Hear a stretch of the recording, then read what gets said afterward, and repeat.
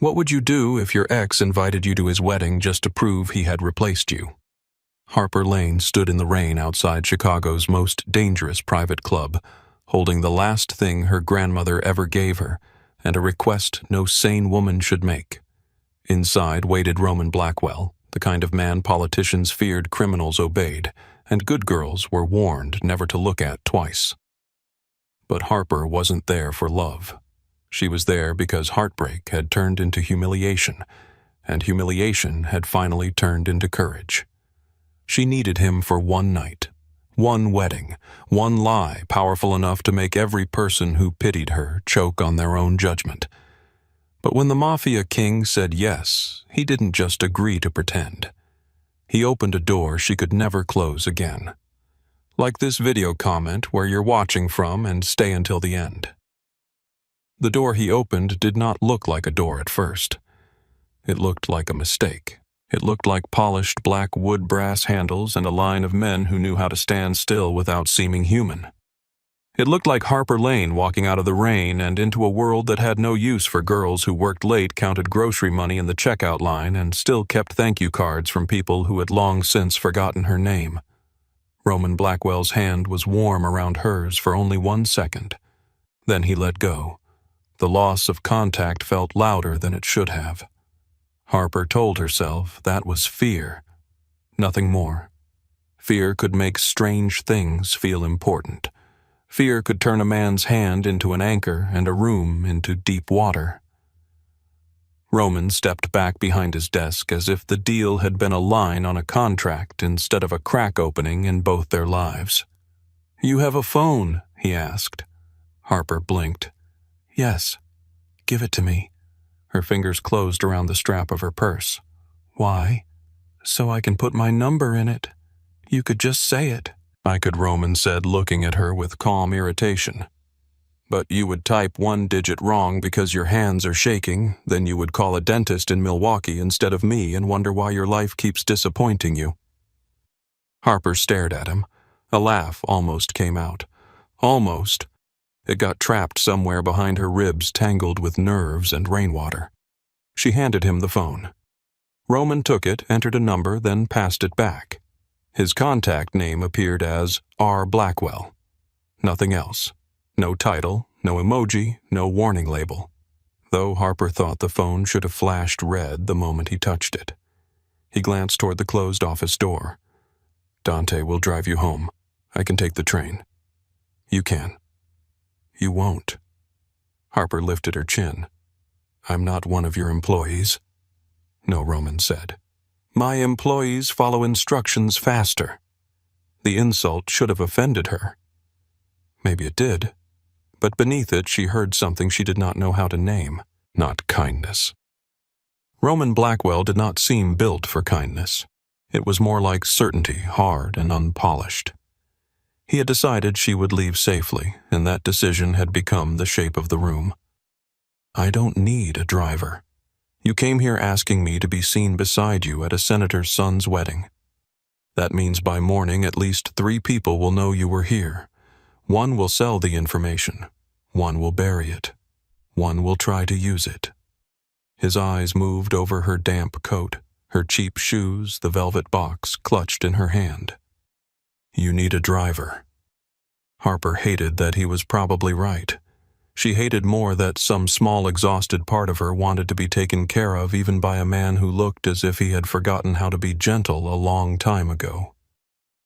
Roman pressed a button on his desk. "Dante." The door opened less than 10 seconds later.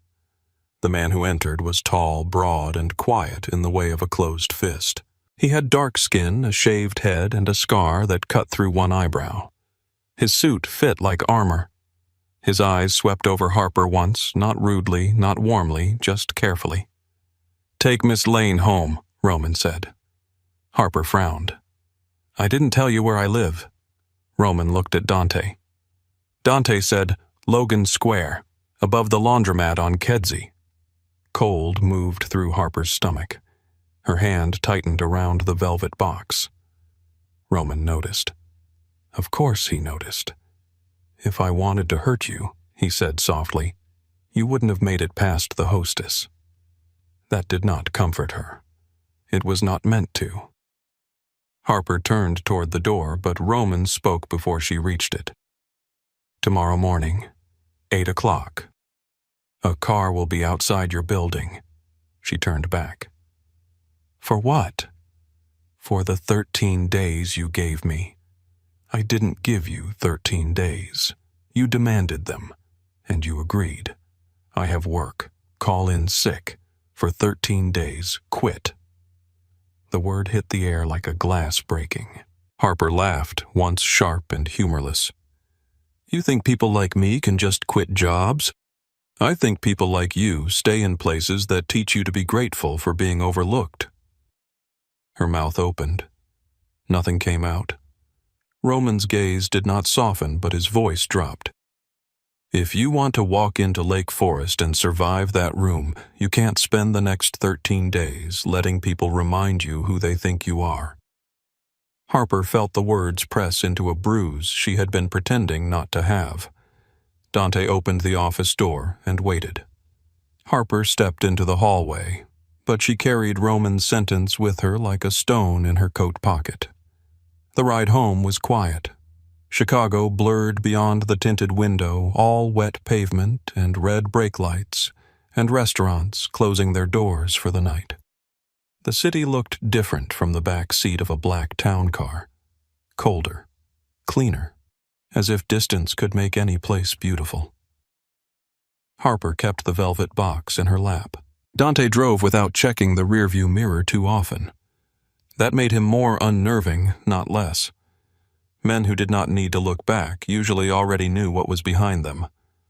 After 10 minutes, he said, "You scared him." Harper looked up. "Excuse me, Roman." She almost laughed again. "I seriously doubt that. You asked him for something nobody asks him for. A favor. A role." Harper looked out the window. He didn't seem scared. He never does. The words settled oddly. By the time the car stopped in front of her building, the rain had softened to mist. The laundromat below her apartment glowed blue and white in the dark. A woman folded towels inside with the slow mechanical patience of someone too tired to go home. The neon sign buzzed. Somewhere nearby, a dog barked at nothing. This was Harper's world. Thin walls, rent due, old radiator heat, a mailbox that jammed in winter. Dante stepped out and opened her door. "I can open a car door," Harper said. "I'm sure you can." He did not move. She got out. At the building entrance, she turned back. "Does he do this often?" Dante's expression did not change. "Do what take in strange women who ask him to ruin weddings?"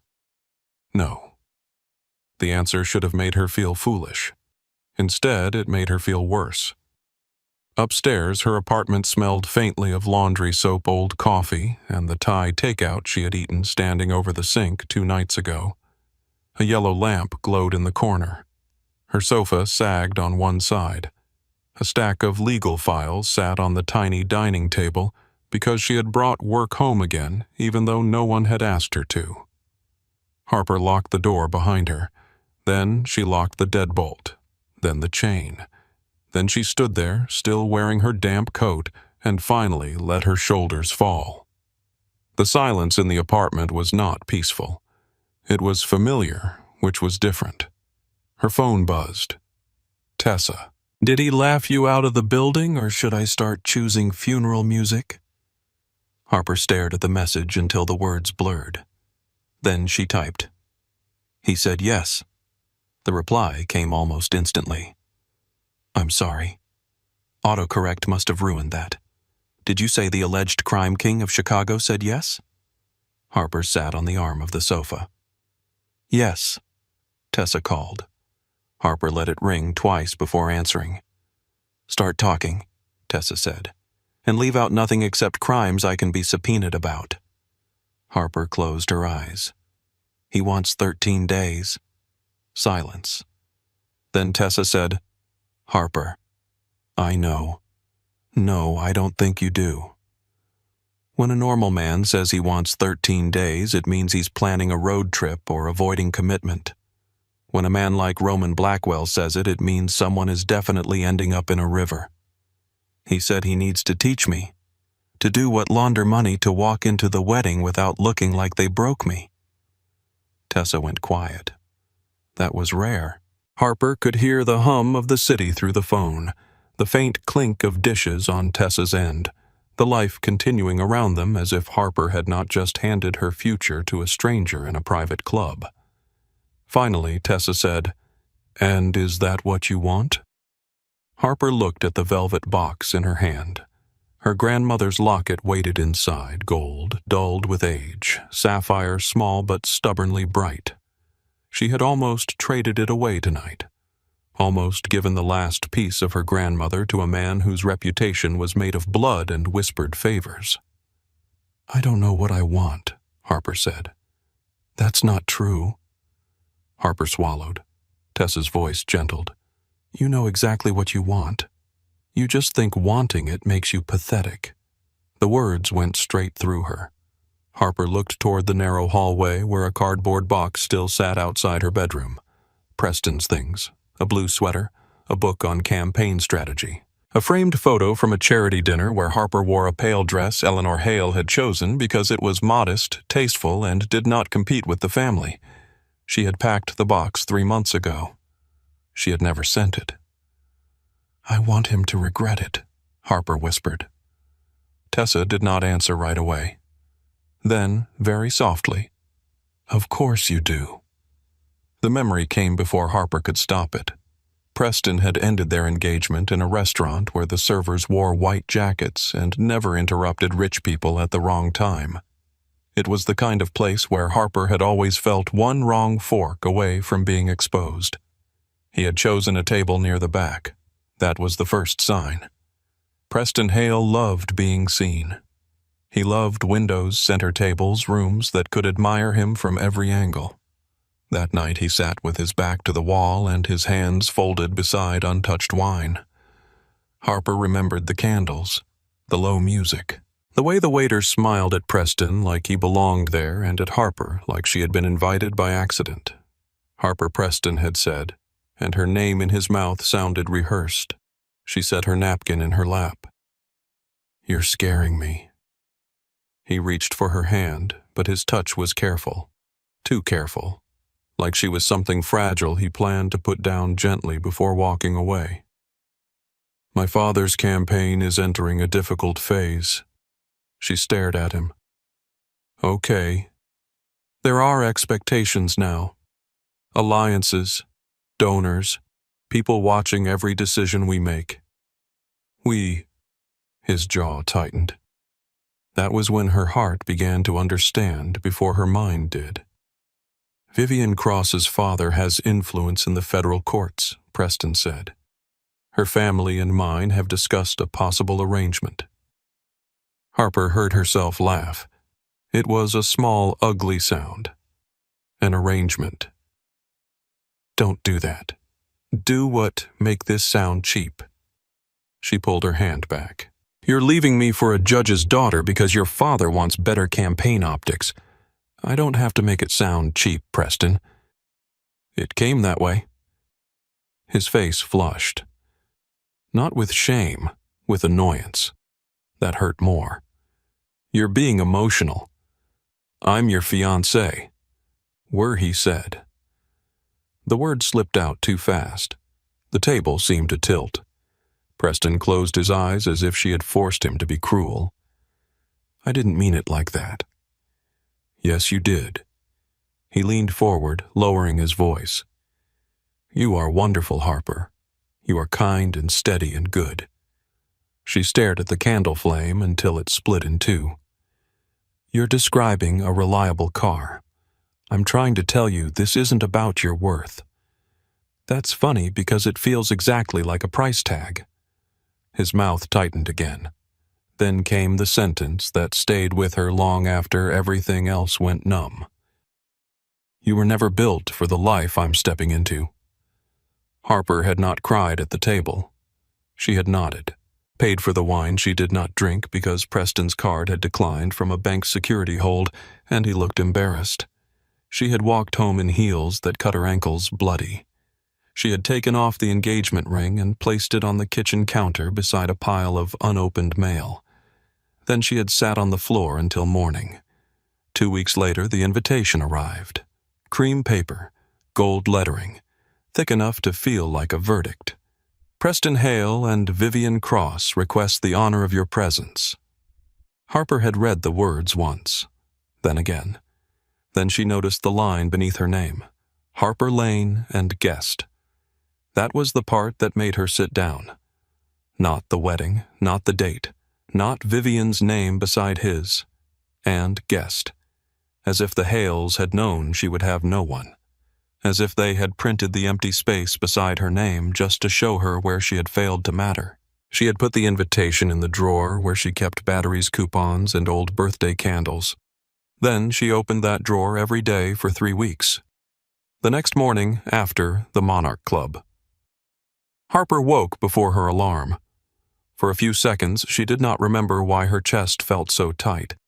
Then her phone lit up. R. Blackwell. Outside. 1 word.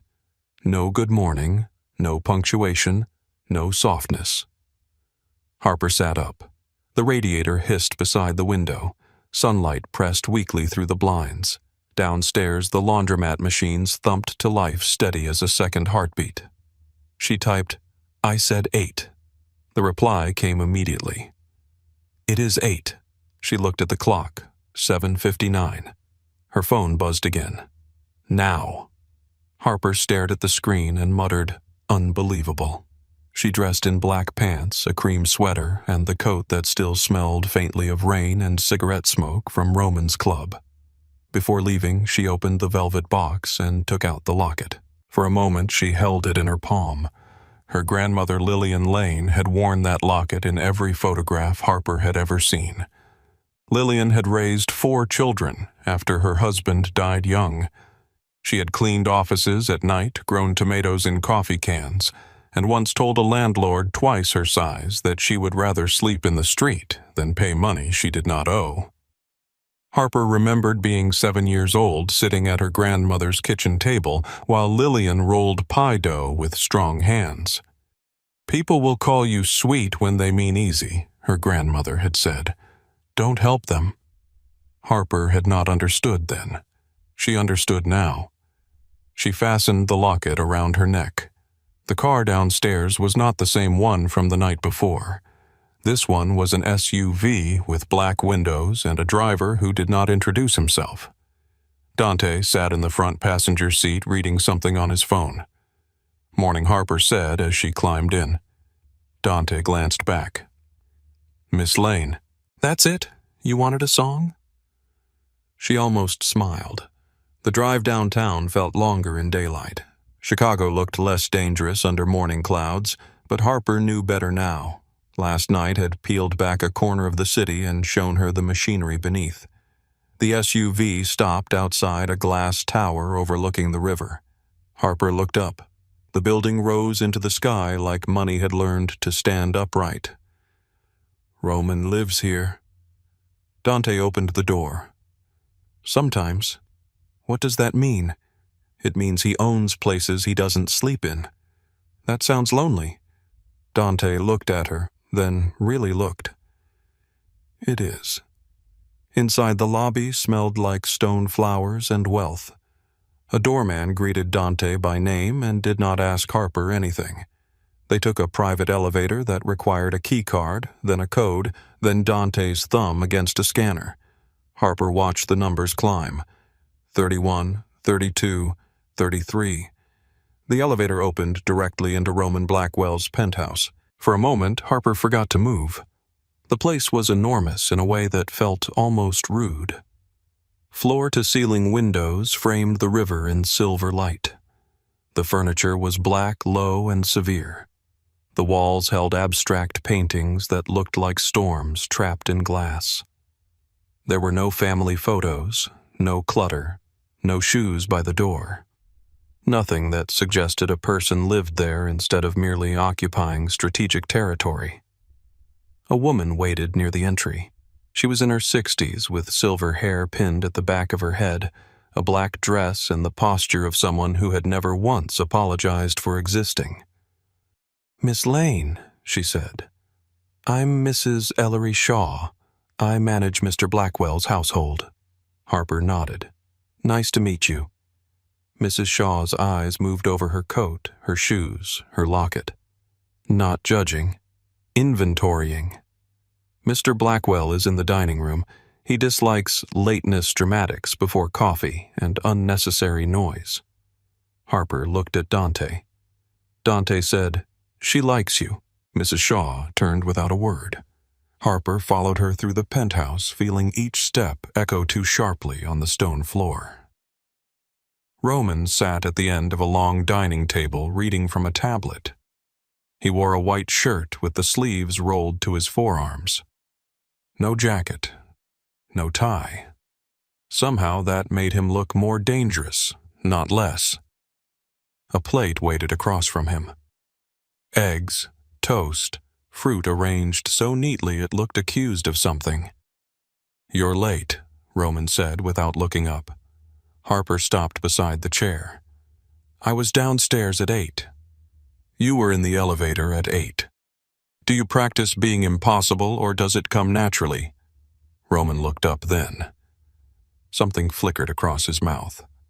Not a smile. A threat of one. "Sit." Harper sat because she was hungry and because refusing would have felt childish. Mrs. Shaw poured coffee into a white cup and placed it near Harper's hand. Harper took a sip. It was bitter enough to qualify as punishment. She coughed. Roman looked back at his tablet. "You'll get used to it. I'd rather not build character through coffee." Mrs. Shaw made a small sound near the sideboard. Harper glanced over. The older woman's face remained perfectly still, but Harper was almost certain she had laughed.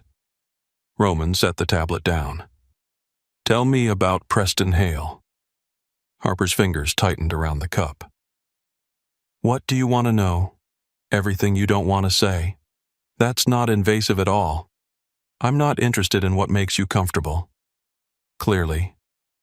Harper looked down at her plate. The eggs were perfect. Of course they were. Everything in Roman's world seemed designed to make disorder feel like a personal failure. "We met at work," she said. "His mother hired the firm for a custody matter involving one of her donors. Preston came in to review documents. He asked me where the conference room was. I pointed. He said I had kind eyes." Roman's expression did not change. Harper looked up. "What nothing?" "No, that face means something. It means kind eyes is what men say when they want a woman to feel seen without doing the work of seeing her. The accuracy was so clean, it made her angry. He was good to me at first. I'm sure." "He was." Roman leaned back. "Tell me." So she did. She told him about the first 6 months when Preston brought flowers to her office and waited outside in his car because he said he liked seeing her come down the steps. She told him about Sunday brunches, museum dates, walks along the lake, where he spoke about public service with a shine in his eyes that made her believe ambition could be beautiful. Then she told him how things changed slowly, how Preston started correcting her before dinners with his family. Not that dress. Not that joke. "Do not mention your father's bankruptcy. Say legal assistant instead of secretary, but not in a way that sounds defensive. Laugh softer. Stand closer. Do not look bored when donors speak. Do not speak too much when donors ask questions."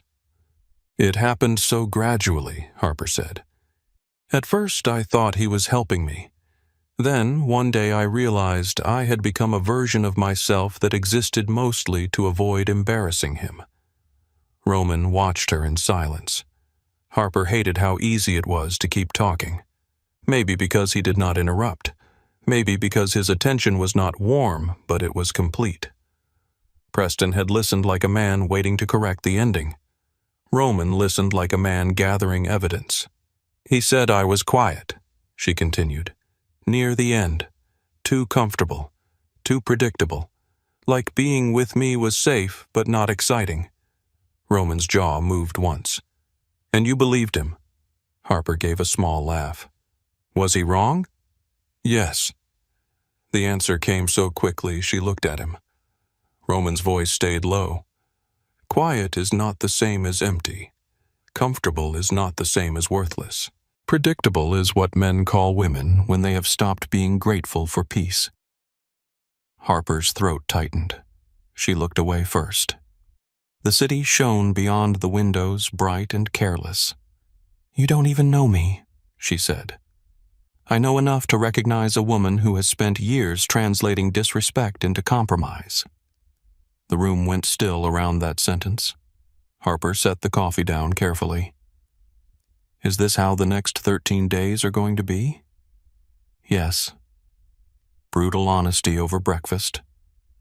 Among other things, I might hate you by the wedding. That would make the performance more believable. Despite herself, Harper smiled. It vanished quickly, but not before Roman saw it. He always saw too much. After breakfast, Roman led her through the penthouse. He showed her the guest suite, though showed was too generous a word. He opened the door and expected her to follow. The room inside was larger than her entire apartment. A king-size bed stood against a pale wall. The windows looked toward the river. There was a desk, a sitting area, a closet with polished wooden doors, and a bathroom made of marble and glass. Harper stood in the center of it, afraid to touch anything. You'll stay here, Roman said. She turned. No, you'll need to be here daily. Daily is different from living here. Not for what we're doing. I have rent, a job, plants that are probably already dead but still technically my responsibility. Mrs. Shaw can have your things brought over. My things are not being brought anywhere. Roman studied her. Harper felt the old instinct rise, soften. Explain. Make herself easier. She swallowed it. I am not moving into your penthouse because you decided it was convenient. Something in his eyes changed. Approval, maybe, brief and irritating. Fine, he said. Harper blinked. Fine. You'll keep your apartment, but you'll spend most of your time here. That still sounds like you winning. I usually do. She should have rolled her eyes. Instead, she looked past him at the enormous bed, the empty surfaces, the windows with their beautiful, unreachable view. This place doesn't feel like a home, she said. Roman's face closed. No, he said. It doesn't. The honesty surprised her. Before she could answer, he turned toward the hallway. We start now. Harper followed him back into the main room. What exactly are we starting? Roman stopped near the windows. Morning light cut across the floor between them. You came to me because you want to be seen differently. Yes. No, he said. You came to me because you want to stop seeing yourself through Preston Hale's eyes. Harper went quiet. Roman stepped aside and pointed toward the far end of the room. Walk to the door. She stared at him. Walk. Yes. That's your grand plan for the next 5 minutes, yes. Harper exhaled, annoyed, and walked across the room. When she reached the door, Roman said, again. She turned. What was wrong with that? Everything. Specific and encouraging. You lead with your head down. Your shoulders fold inward. Your steps are too small. You move like you're trying not to disturb the air. Harper felt heat rise in her cheeks. I'm just walking. No, Roman said. You're apologizing for taking up space. The words struck harder than they should have.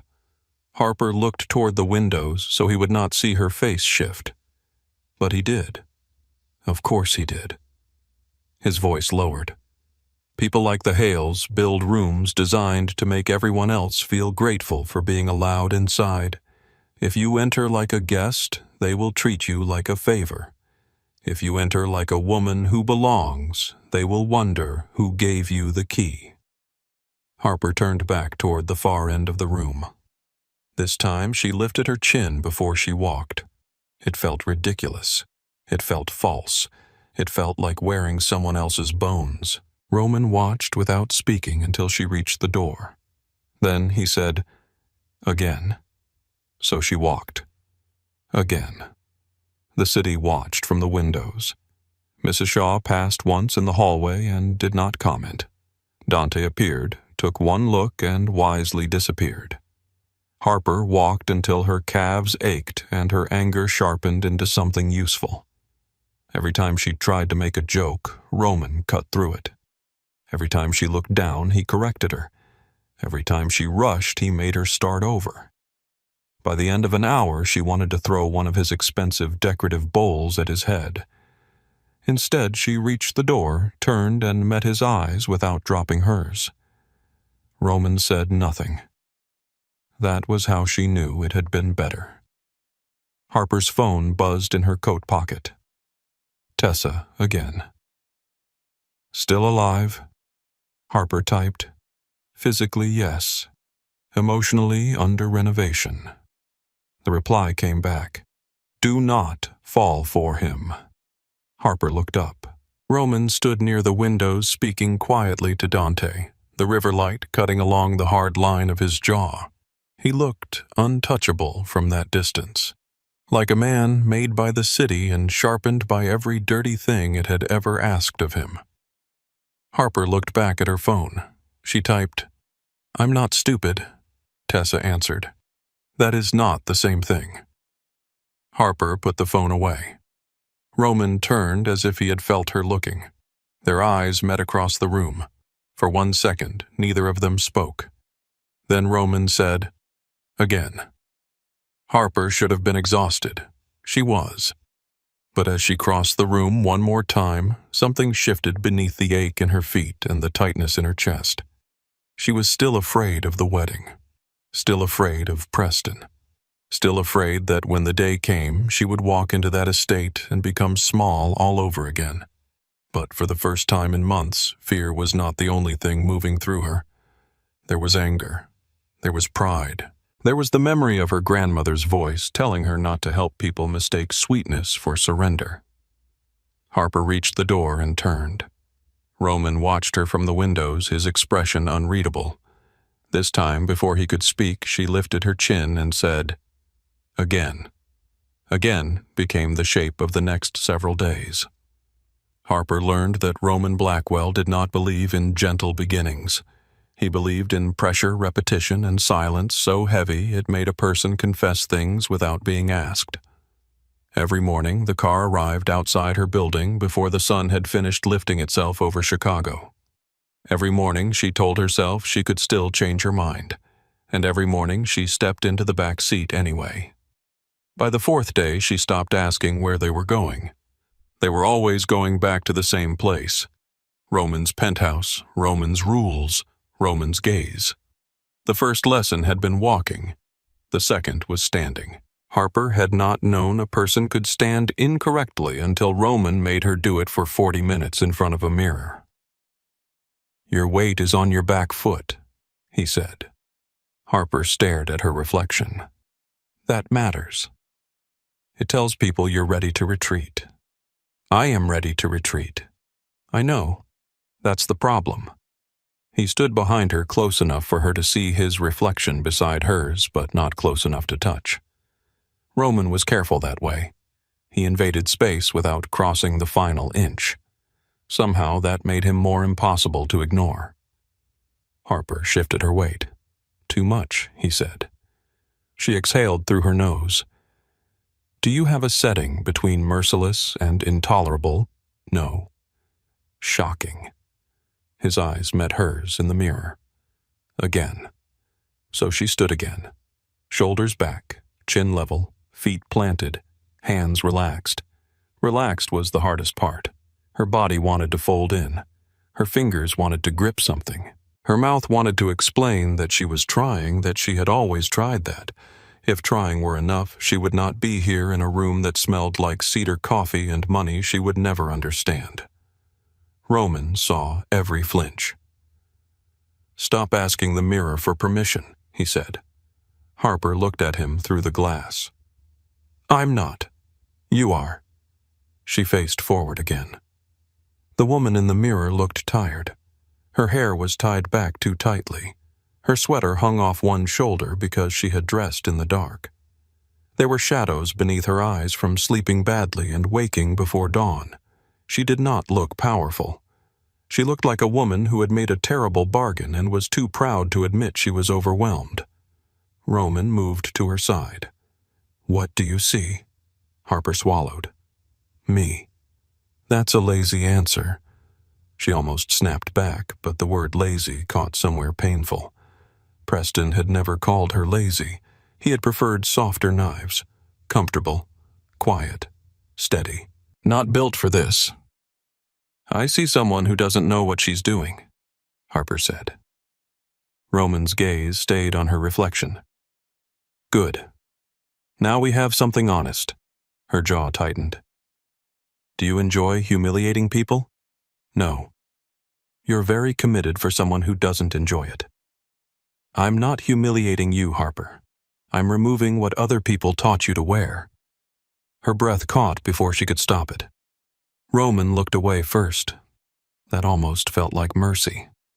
The next lesson was conversation. Roman called it social combat. Harper told him that sounded like something a man would say after making eye contact with a tax attorney for too long. He did not laugh, but Mrs. Shaw did from the hallway. It was small and quick, like a secret being folded away. They sat across from each other at the long dining table. Roman had a notebook open in front of him. Harper had coffee she still hated, and a headache forming behind her left eye. "People at the wedding will not insult you directly," Roman said. "They'll dress it beautifully. They'll call it concern, curiosity, compliment. So politics, exactly." He leaned back in his chair. The morning light touched the sharp edges of his face and softened none of them. "I'll be Eleanor Hale." Harper stared at him. Roman's posture changed. It was subtle at first. His shoulders lowered. His expression warmed by one careful degree. His mouth curved into a polite smile that did not touch his eyes. Then he spoke. "Harper, darling, how brave of you to come." Harper's stomach dropped. It was not his voice. Not exactly. It was the tone. The sugar poured over poison. The way Eleanor Hale could make kindness feel like a locked door. Harper looked down. Roman's own voice returned at once. "Dead." She looked up. "Excuse me, you looked down. Dead. That seems dramatic. If she sees that she wins before the first course..." Harper rubbed her forehead. "Fine." Roman became Eleanor again. "Harper, darling, how brave of you to come." Harper forced herself to smile. "I wouldn't miss it. Preston and I both ended up where we belong." Roman tilted his head. Still, Eleanor still smiling. "How mature of you. I worried this might be difficult." "It was," Harper said. "Then it wasn't." Roman's eyes sharpened. He dropped the act. "Better." The praise landed too warmly in her chest. She looked at her coffee. "That's it. Just better. Don't get greedy." They practiced for hours. Roman became Eleanor, then Preston, then a bored donor's wife, then a drunk cousin with too much confidence and too little tact. He gave Harper questions that sounded harmless until they slipped beneath her skin. "Are you seeing anyone seriously? Was the breakup sudden? Do you still work at that little law office? You must be relieved not to have the pressure of public life. Did Preston help you choose that dress?" Each question was a thread. If Harper pulled the wrong one, she unraveled. At first, she answered too quickly, then too defensively, then too honestly. Roman stopped her every time. "Never hand them your wound," he said. "They'll call it conversation and press their thumb into it." Harper leaned back, exhausted. "You make people sound awful." "They often are. That's bleak. That's useful." She studied him across the table. "Who taught you that?" For the first time all morning, Roman did not answer immediately. His fingers tapped once against the notebook. "My father." The air changed. Harper waited. Roman's eyes moved toward the window where the river cut through the city like a silver scar. He had a gift for finding weakness, in enemies, in friends, in children. Harper's voice softened despite herself. "Roman." He looked back at her and the door closed. Again he said. So they continued. By the 7th day, Harper could answer Eleanor Hale without blinking. She could turn Preston's concern into embarrassment. She could smile at a veiled insult and return it polished enough to be mistaken for grace. But Roman was not satisfied. He never was. That afternoon, he brought in a stylist. Her name was Celeste. She arrived with garment bags, 2 assistants, and the brisk air of a woman who could identify insecurity by fabric choice. Harper stood in the guest room while dresses were brought out one by one. Black. Too severe. Red. Too obvious. Ivory. Absolutely not, Harper said. Celeste lifted a brow. You have opinions. I have eyes. From the doorway, Roman said, Good. Harper turned. Are you supervising my wardrobe now I'm supervising the entire operation? Of course you are. Celeste held up a deep emerald gown. The room seemed to quiet around it. The dress was elegant without begging to be noticed. The fabric caught the light softly. The neckline was simple. The shape was clean. It looked like something a woman wore when she did not need to prove she belonged because everyone else had already started wondering. Harper touched the sleeve. This one, she said. Celeste studied her. It requires posture. I've been terrorized into posture for a week. Roman's mouth moved slightly. Celeste looked between them, too intelligent to miss the current running under the words. Try it on. When Harper stepped out, the room did not gasp. Real life rarely did that. Instead, Celeste stopped adjusting the garment bag in her hand. Mrs. Shaw paused at the doorway. Roman went very still. That was worse than a gasp. Harper looked down at herself. Is it too much? Roman's voice came low. No. She looked at him. Just no. No correction. No sharp edge. No lecture. Heat rose in her face. Celeste began pinning the fabric for tailoring, murmuring to her assistant, but Harper barely heard her. Roman's gaze was not possessive. Not exactly. It was focused as if he had imagined this version of her before she had known it existed. Later, after Celeste left, Harper stood alone in the guest room wearing her own clothes again. The emerald dress hung on the closet door like a dare. Her phone buzzed. Tessa, proof of life, please. Harper called her. Tessa answered on the first ring. Tell me you still have all your organs. I tried on a dress, unless the dress was made of evidence that does not answer my concern. Harper sat on the edge of the bed. It was emerald. A pause. Oh no. What? You said emerald. Like a woman in a romance novel right before she makes the worst decision of her life. Harper rubbed her eyes. I'm not making decisions. That's usually how the worst ones happen. The concern beneath Tessa's sarcasm made Harper's chest ache. He's not what I expected, Harper said. Dangerous men never are. That's how they get close enough. Harper looked toward the closed door. He listens. Predators listen too.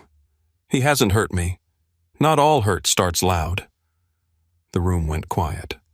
Harper knew Tessa was not trying to be cruel. She was trying to stand on the outside of the fire and describe the flames. I know, Harper said. Do you? Harper did not answer. After the call ended, she found Roman on the balcony. Chicago stretched below him in blue evening light. The wind moved through his dark hair. His sleeves were rolled up, and for the first time Harper saw the scar near his ribs, pale and jagged, disappearing beneath the edge of his shirt. She should have turned away. Instead, she stepped outside. Roman did not look at her. You move quietly when you're trying not to be noticed. I thought I was getting better. You are. That's how I knew you were trying. She joined him at the railing, leaving space between them. The river reflected the city in broken lines. Who gave you that scar? She asked. Roman looked at her then. Most people would have told her it was none of her business. Roman did not waste words on the obvious. My brother. Harper's breath caught. Roman looked back at the city. He thought our father would choose him if I was dead. What happened? He was wrong. The answer chilled the air between them. Harper watched his profile, the hard line of his jaw, the shadows beneath his eyes. She had spent days being studied by him. Now she saw the cost of a man who had learned too young that love and danger could share a table. I'm sorry, she said. I'm not. Yes, you are. His gaze cut to hers. Harper's heart kicked once hard. Roman's voice dropped. Careful. Why do you always say that when I'm right? Because you don't know what being right can cost. The wind lifted a strand of hair across her cheek. Roman reached out, then stopped before touching her. The restraint was so visible it felt intimate. Harper should have stepped back. She did not. For one long second the city disappeared beneath them. Then Roman lowered his hand. Tomorrow we rehearse the entrance. Harper released a breath she had not meant to hold. Of course we do. He turned toward the door. She caught his sleeve before thinking. Roman looked down at her hand. She let go at once. Sorry. His eyes returned to her face. Don't apologize unless you mean it. I did mean it. No, he said. You panicked. The truth irritated her because it was the truth. She lifted her chin. Fine. I panicked. Better. There it is again. What? That word. Better. She folded her arms. Do you ever say anything fully kind? Roman studied her in the balcony light. Then he said, You're stronger than you think, sharper than Preston deserved, and too honest for the kind of rooms you're about to enter. Harper went silent. Roman opened the balcony door. Don't look so pleased. I said fully kind. I didn't say gentle. He went inside.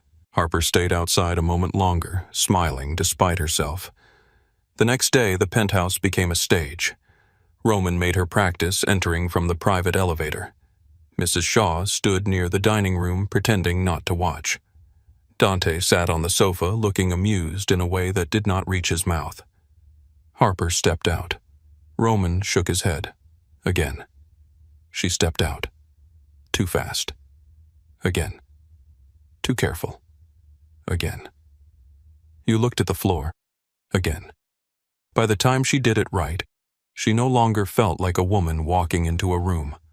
She felt like the room had been waiting for her. Roman stood near the windows. Good. Harper stopped. Not better. Good. Dante gave a low whistle. Promotion. Mrs. Shaw disappeared into the kitchen, but Harper saw the smile before she turned away. Roman ignored them both. Now with me. Harper's pulse changed. Roman crossed the room and offered his arm. Not his hand, his arm. It was formal, controlled, proper. Somehow more dangerous than anything else. Harper slipped her hand around his elbow. The contact was light, but the effect was immediate. Roman was solid beside her. Warm, steady. Every part of him carried certainty. Standing next to him felt like standing near a storm that had chosen for the moment not to break. Do not lean into me, he said. I'm not. You thought about it. That should not count. It counts. They walked together from the elevator to the windows. At first, Harper matched his pace poorly. Then she rushed. Then she overcorrected. Roman stopped. You're trying to follow me. You're leading. No. We're arriving together. That sentence did something to her. She looked up. Roman's expression remained unreadable, but his eyes were not cold now. Again, he said softer. So they walked again. This time, Harper did not follow. She moved beside him. When they reached the windows, Roman looked down at her hand, still resting on his arm. Neither of them moved away. Dante cleared his throat. Should I leave, or are we all pretending the air didn't just catch fire? Harper pulled her hand back. Roman looked at Dante with a calmness that felt murderous. Dante stood. Leaving. Mrs. Shaw's voice floated from the kitchen. Take your shoes off the sofa before you die. For the first time since Harper had met him, Roman laughed. It was brief, low, almost unwilling, but it was real. Harper stared. Roman looked at her. What? You laughed. I've laughed before. I doubt that. His mouth curved barely. Again. By the final evening before the wedding, Harper no longer recognized the rhythm of her own life. Her apartment had become a place she slept in, not a place she returned to. Her old job had become a row of unread emails and one voicemail from her boss asking whether she planned to be dramatic much longer. Preston had become less of an open wound and more of a photograph left too long in sunlight fading at the edges. Roman had become the dangerous part of every day she looked forward to. That frightened her most. She stood in front of the full-length mirror in the guest suite wearing the emerald dress. Celeste had altered it perfectly. The fabric followed her body without clinging. Her hair was pinned low. The locket rested at her throat. The woman in the mirror looked calm. Harper knew better. A knock came at the open door. Roman stood there in a black suit, no tie, yet his expression still as stone. Harper turned. Well? He walked in slowly. For once his eyes did not catalog flaws. They rested on her face. You're ready, he said. Harper tried to laugh. It came out thin. I don't feel ready. That doesn't matter. It matters to me. Roman stopped in front of her. Close, but not touching. You think courage feels clean, he said. It doesn't. It feels like a shaking hand you refuse to hide. Harper looked down at her fingers. They were trembling. Roman reached out and took one hand in his. His thumb brushed once across her knuckles. The room seemed to narrow around that touch. Tomorrow, he said, you do not look for Preston first. You do not look for Eleanor. You do not search the room to see who approves of you. Harper's voice was quiet. Who do I look at? Roman's eyes held hers. Me. The answer should have sounded arrogant. It did not. It sounded like an offer, like shelter with teeth, like danger choosing to stand on her side. Harper swallowed. And if I forget everything you taught me, you won't. You can't know that. I can. How? His gaze dropped briefly to the locket at her throat, then returned to her face. Because the woman who walked into my club would have traded her last heirloom to be seen for one night. The woman standing here would burn the room down before begging for a place in it. Harper's chest tightened. No one had ever spoken to her like that. Not like she was delicate. Not like she was useful. Like she was dangerous in her own right.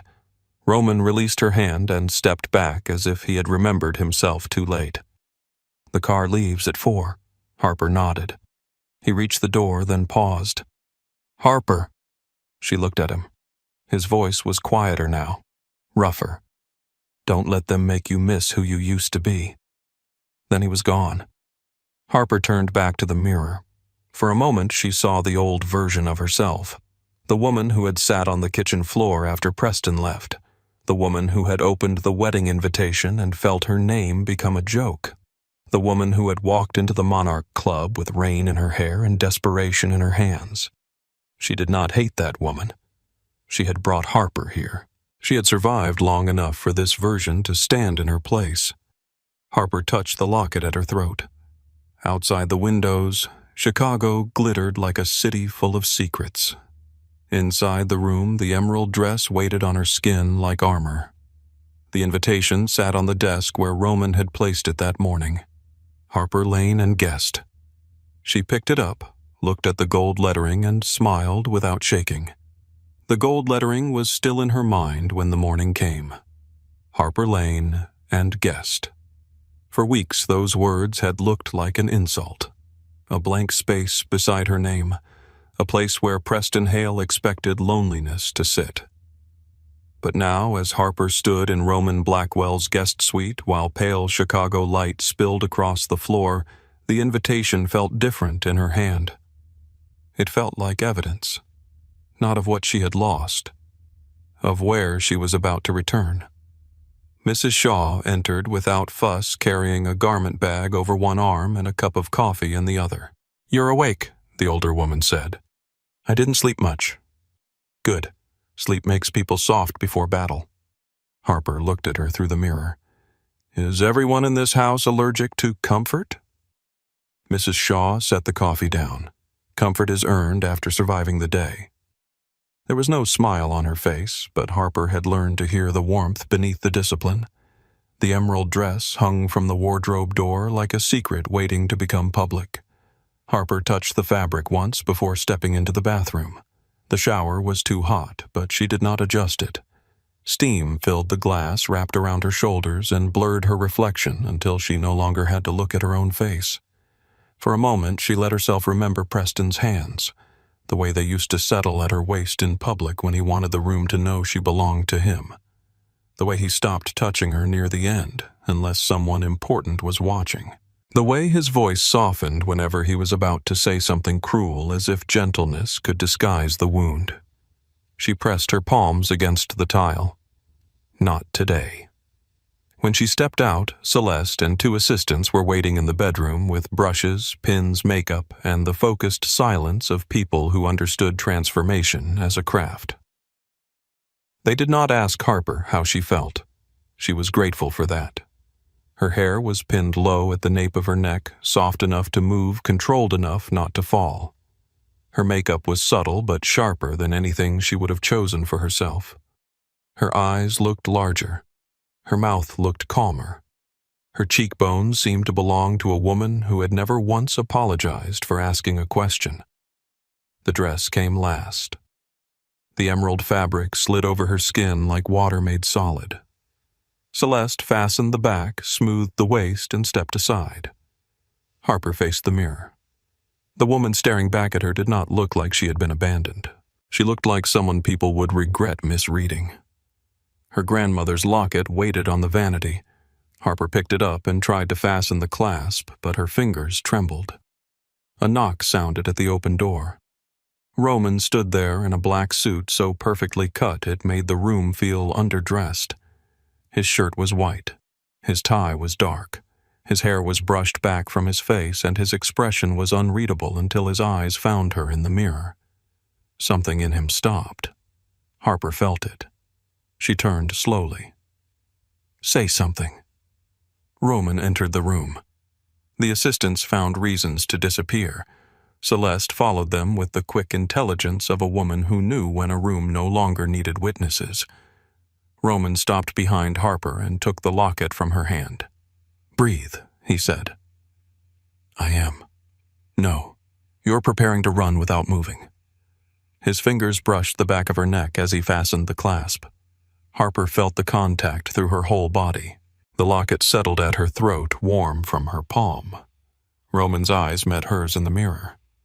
"You look like a problem," he said. Harper's mouth curved. "For who?" "For everyone who expected you to arrive as an apology."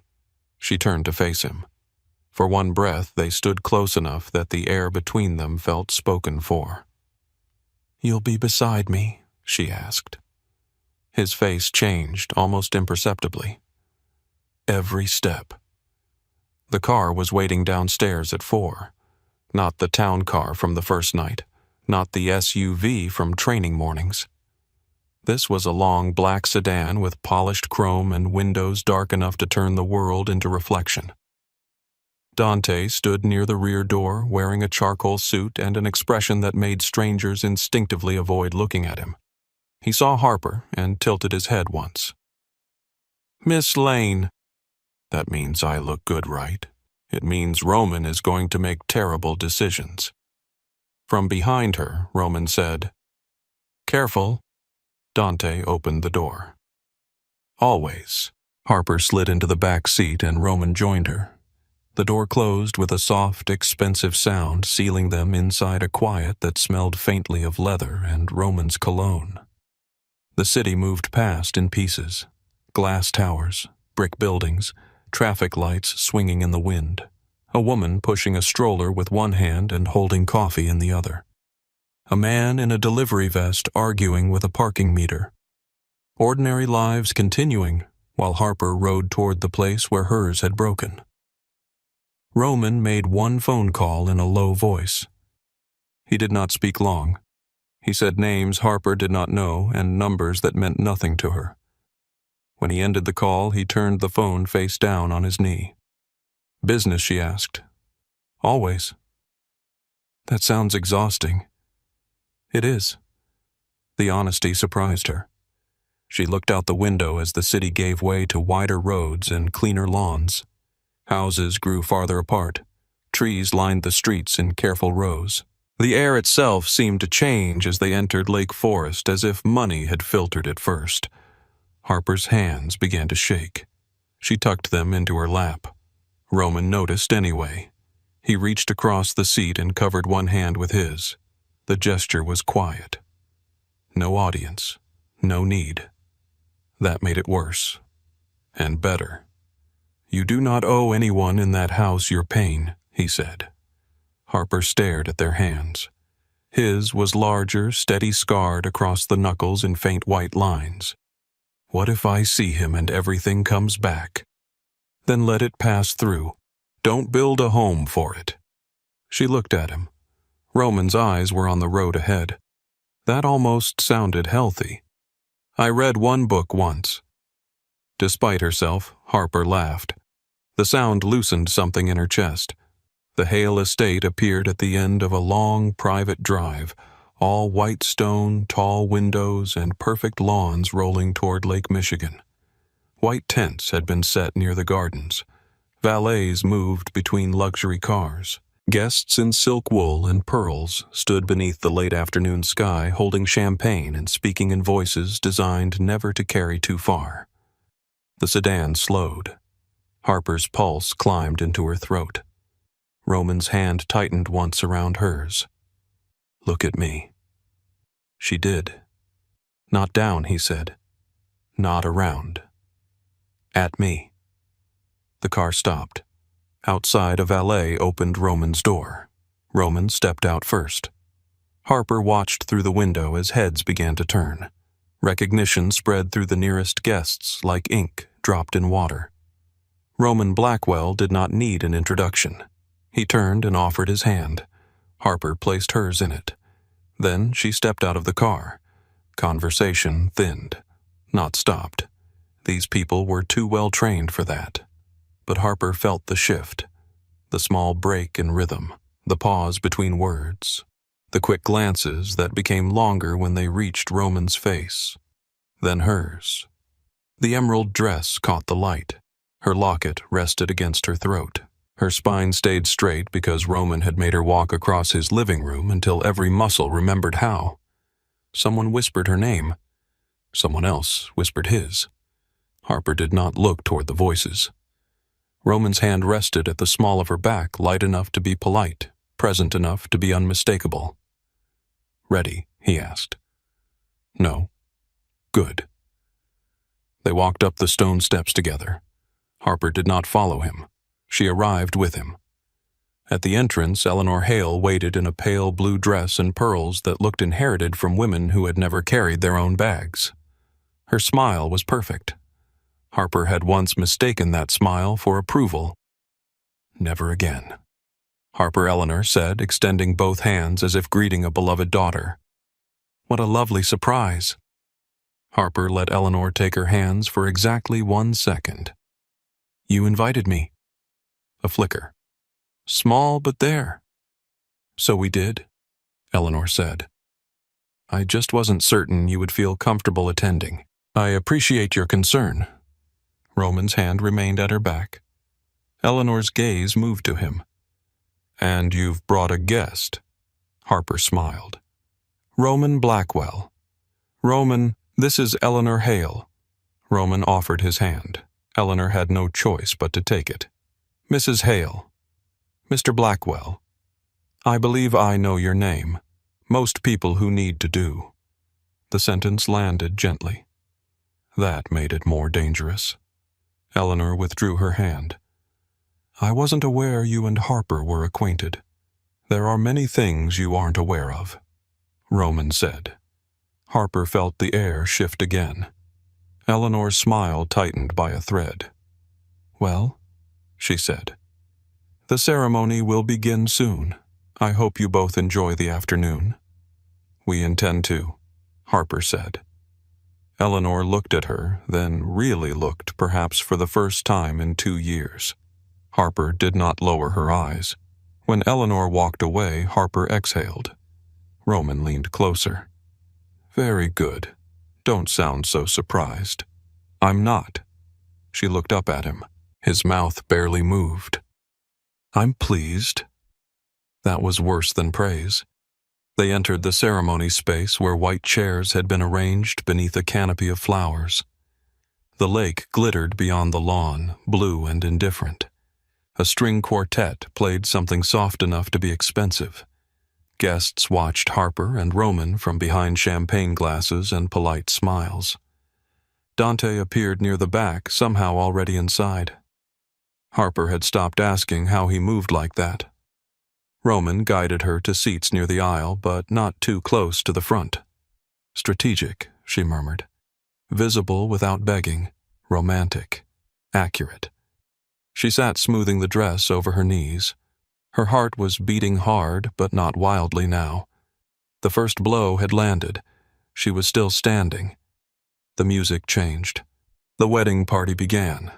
Bridesmaids in pale gold walked down the aisle with practiced smiles. Men in dark suits followed, each one more polished than memorable. Then Preston appeared at the altar. Harper had imagined this moment so many times that seeing him in real life felt almost strange. He looked the same. Blonde hair, carefully styled. Navy suit, clean jaw. Handsome in the way that made donors trust him and waiters forgive him. His smile was ready before he even needed it. For a moment pain rose. Not sharp, not fresh. More like touching a scar and remembering the wound. Roman's hand found hers on the chair between them. He did not look at her. He simply laced their fingers together. Harper breathed. Preston looked across the guests. His gaze passed over faces, paused, moved on, then snapped back. He saw her. Then Roman. The smile on his face faltered. Only for a half second. Harper would have missed it once. She did not miss it now. The old part of her waited for satisfaction. It did not come. Instead, she felt distance. A clean, strange distance. Like Preston Hale was a man she had once read about in a book she no longer owned. The bride appeared. Vivian Cross moved down the aisle on her father's arm, radiant and controlled. Her dress was flawless. Her smile was flawless. Her posture was flawless. Nothing about her looked free. Harper watched her and felt the anger she had carried for months loosen in an unexpected place. Vivian was not the villain. Maybe she was not even the winner. Maybe she was another woman dressed beautifully for a bargain everyone else had made. Preston took Vivian's hand. The ceremony began. Words about love drifted through the air, polished and hollow. Partnership, devotion, choosing one another. Harper listened and wondered how many people in the audience believed them, and how many simply appreciated a well-performed lie. When vows were spoken, Preston's voice was steady. Harper remembered that voice promising her a small house near the lake one day. 2 children, maybe 3. Sunday pancakes, a dog if his mother could be convinced. His promises had always sounded beautiful. She knew now that beauty and truth did not always enter the same room. Roman leaned slightly closer. "You're quiet," he murmured. I'm watching. And Harper looked at Preston and Vivian beneath the flowers. I don't envy her. Roman's thumb moved once against her hand. That was all. When the ceremony ended, the guests stood. Applause rose like rainfall. Preston kissed Vivian, and the quartet swelled as if music could make the moment holy. The newly married couple turned and walked back down the aisle. As Preston passed Harper's row, his eyes met hers. This time, he did not look away quickly. He saw her sitting tall. He saw Roman's hand around hers. He saw no tears, no pleading, no proof that he had ruined her. Something tightened in his face. Harper gave him a small, calm smile. Then he was past her. Roman stood offering his arm. She took it. The reception was held beneath the largest tent, though tent was too humble a word for a structure with crystal chandeliers, hardwood flooring, white roses, and a small orchestra tucked near the far side. Waiters moved with trays of champagne. Politicians laughed with donors. Women kissed cheeks without touching skin. Men clasped shoulders and measured usefulness in a glance. Harper knew this world. She had stood in its corners, carried its purses, smiled when Eleanor gave instructions disguised as suggestions. Today people stepped aside to let her pass. That was the first time she almost cried, not because they respected her, because she realized how much of respect was theater and how many years she had been denied even the costume. Roman bent his head. Too much, no. You're lying. Yes. Do you want to leave? Harper looked across the tent. Preston stood near Vivian, accepting congratulations. Eleanor whispered to a woman in silver. Several guests watched Harper openly now. No, she said. I want a drink. Roman's eyes warmed. There she is. They accepted champagne from a passing waiter. Harper took a sip and nearly coughed. Expensive, Roman asked. Tastes like nervous fruit. Accurate. At their assigned table, Harper found herself seated with a retired judge, a real estate developer, a lobbyist's wife, and a woman who introduced herself as Preston's godmother, but looked at Harper as if she had discovered an interesting stain. So the godmother said after the salad course arrived, Harper Lane, I must say you look transformed. Harper lifted her glass. How kind of you to notice. The woman smiled. I only mean you seem very different from when we last saw you. I am. The table went quiet. The godmother waited for more. Harper gave her nothing. Roman's knee brushed hers beneath the table. Approval without applause. The lobbyist's wife turned to Roman. And how did you two meet? Through shared interests, Roman said. The woman laughed lightly. That sounds mysterious. It was. Harper took another sip of champagne to hide her smile. The judge studied Roman with careful eyes. Blackwell. Are you in finance? Roman looked at him. Among other things. The judge did not ask the other things. Dinner passed in courses Harper barely tasted. Every few minutes someone glanced from another table. Whispers moved and dissolved. Roman remained perfectly at ease, as if being watched were simply another form of weather. Harper found that she was not pretending as much as she expected. She was nervous. Yes, but she was also awake. Painfully, vividly awake. Then the music changed. The first dance began. Preston and Vivian moved to the center of the floor. They danced beautifully. Of course they did. Every step looked practiced, every turn approved by someone with a clipboard and a family reputation to protect. When guests joined them, Roman stood. Harper looked up. No. Yes. We didn't practice this enough. We practiced. In your living room, and now we improve the scenery. He held out his hand. Refusing would draw more attention than accepting. Harper knew that. Roman knew she knew. She placed her hand in his. The dance floor opened around them. Roman guided her into the music with controlled ease. His hand settled at her waist. Hers rested against his shoulder. The fabric of his suit was warm beneath her palm. Harper focused on the steps. Roman focused on her. "You're counting," he said. "I don't want to step on you. I've survived worse. That's not comforting." "You're doing fine." She looked up sharply. "Fine." His eyes held hers, beautifully. Her breath caught. The word was too simple to defend against. They moved through the music, and the room blurred at the edges. For the first time all day, Harper forgot to wonder who was watching.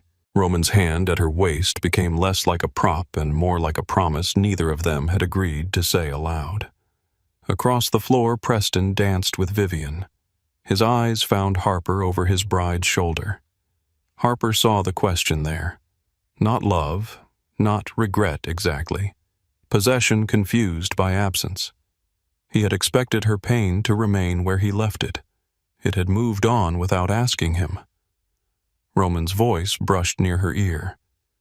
"He's watching." "I know. How does it feel?" Harper considered lying. Then she looked at Preston. Really looked and felt nothing break. "It feels like I survived a man I mistook for a future." Roman's hand tightened at her waist. "Good." After 2 songs, Harper needed air. Roman looked reluctant but let her go when she promised she was only stepping onto the terrace. The evening had cooled. Lanterns glowed along the garden path. Beyond the hedges, the lake was a dark sheet beneath the sky. Harper stood alone for less than a minute.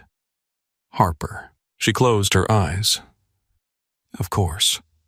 Preston stood near the terrace doors, champagne in hand, expression carefully concerned. "You came," he said. "You invited me. I wasn't sure you would." "I know." He looked toward the tent, then back at her. "You look different." "So you said with your face during the ceremony." His mouth tightened.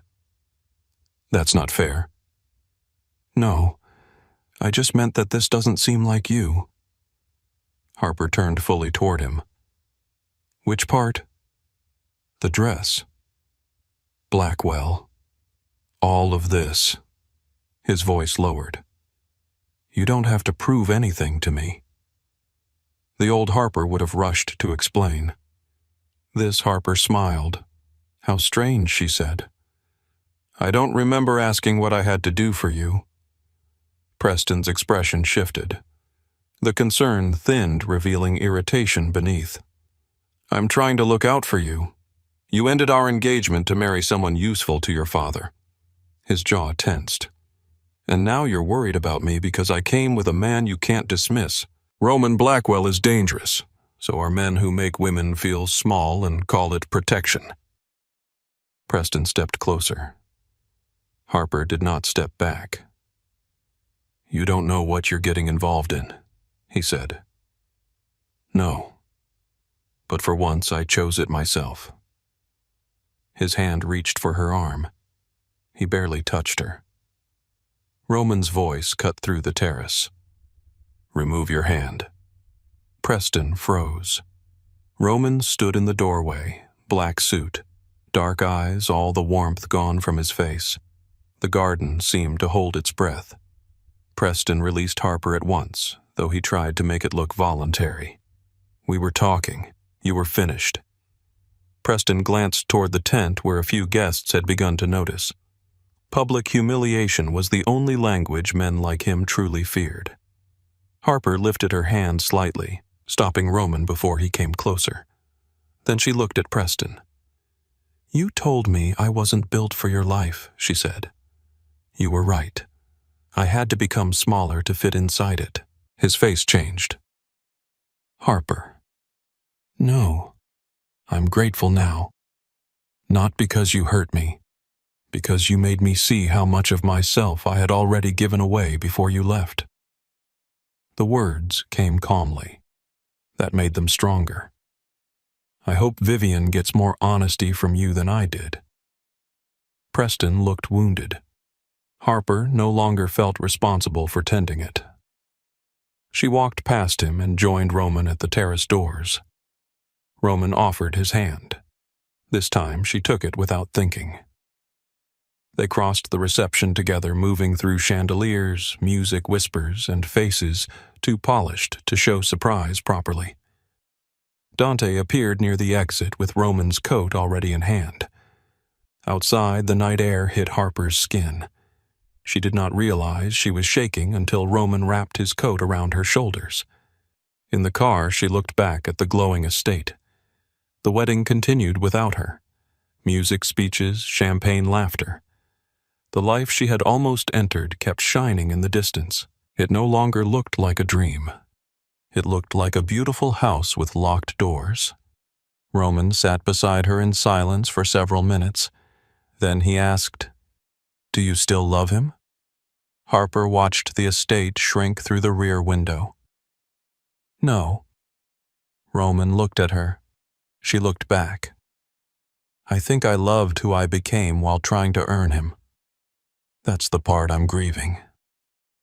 Roman's face softened for one unguarded second. Then his phone rang. The sound sliced through the quiet. He looked at the screen. Whatever he saw erased every trace of softness. He answered. Harper could not understand the voice on the other end, but she watched Roman's jaw harden, watched his gaze move from her to the dark road behind them. When he said, a pause, his voice lowered. "Find Dante. Lock down the club. No one moves without my permission." Harper's fingers tightened around the edge of his coat. Roman ended the call and turned the phone over in his hand. The car kept moving through the night. "What happened?" Harper asked. Roman looked at her, and for the first time since she had met him, she saw something in his eyes that looked almost like fear. The Hales weren't the only people watching us tonight. The words stayed in the car long after Roman said them. Harper looked from his face to the dark road behind them, where headlights drifted in and out of the rear window like distant eyes. A few hours ago, she had been standing beneath chandeliers learning that her heart could survive seeing Preston Hale marry another woman. Now Roman's coat was wrapped around her shoulders. His phone was silent in his hand, and every shadow outside the glass felt like it had a name. "What does that mean?" she asked. Roman did not answer quickly. That frightened her more than if he had lied. The driver kept both hands on the wheel. The city lights grew closer. Beside Harper, Roman sat perfectly still, but something in him had changed. His attention was no longer on her, not fully. It had spread outward, filling the car, the street, the dark spaces between buildings. He looked like a man listening to threats no one else could hear. Roman. His eyes moved to hers. For 1 second she saw the man from the dance floor, the one who had told her she was doing beautifully, the one whose hand had rested at her waist like it belonged there. Then the wall came down. "It means you're going home," he said. The sentence landed cold. Harper blinked. "What?" "When we reach the city, Dante will take you back to your apartment. You said we were going to the penthouse. I changed my mind." "Because of that call?" "Yes." "Then tell me what happened." "No." The word was flat, final. Harper stared at him, waiting for the explanation that did not come. The car entered Chicago again, passing beneath strips of orange streetlight. Roman's face appeared and vanished in the rhythm of the city, hard-shadowed, unreadable. "You don't get to do that," Harper said. His gaze cut to hers. "I do." "No. You don't get to put your coat on my shoulders, hold my hand through the worst day of my life, tell me people were watching us, and then drop me at my apartment like a returned package." His jaw tightened. "I told you from the beginning this was temporary. You told me a lot of things, and you heard what you wanted. The cruelty was precise. It did not sound accidental." Harper felt it strike, then spread. For a moment she was back at that restaurant with Preston listening to a man soften his voice around a blade. She pulled Roman's coat off her shoulders and set it between them. Roman looked at it. Something moved in his face. Not regret. Not enough. The car stopped in front of her building.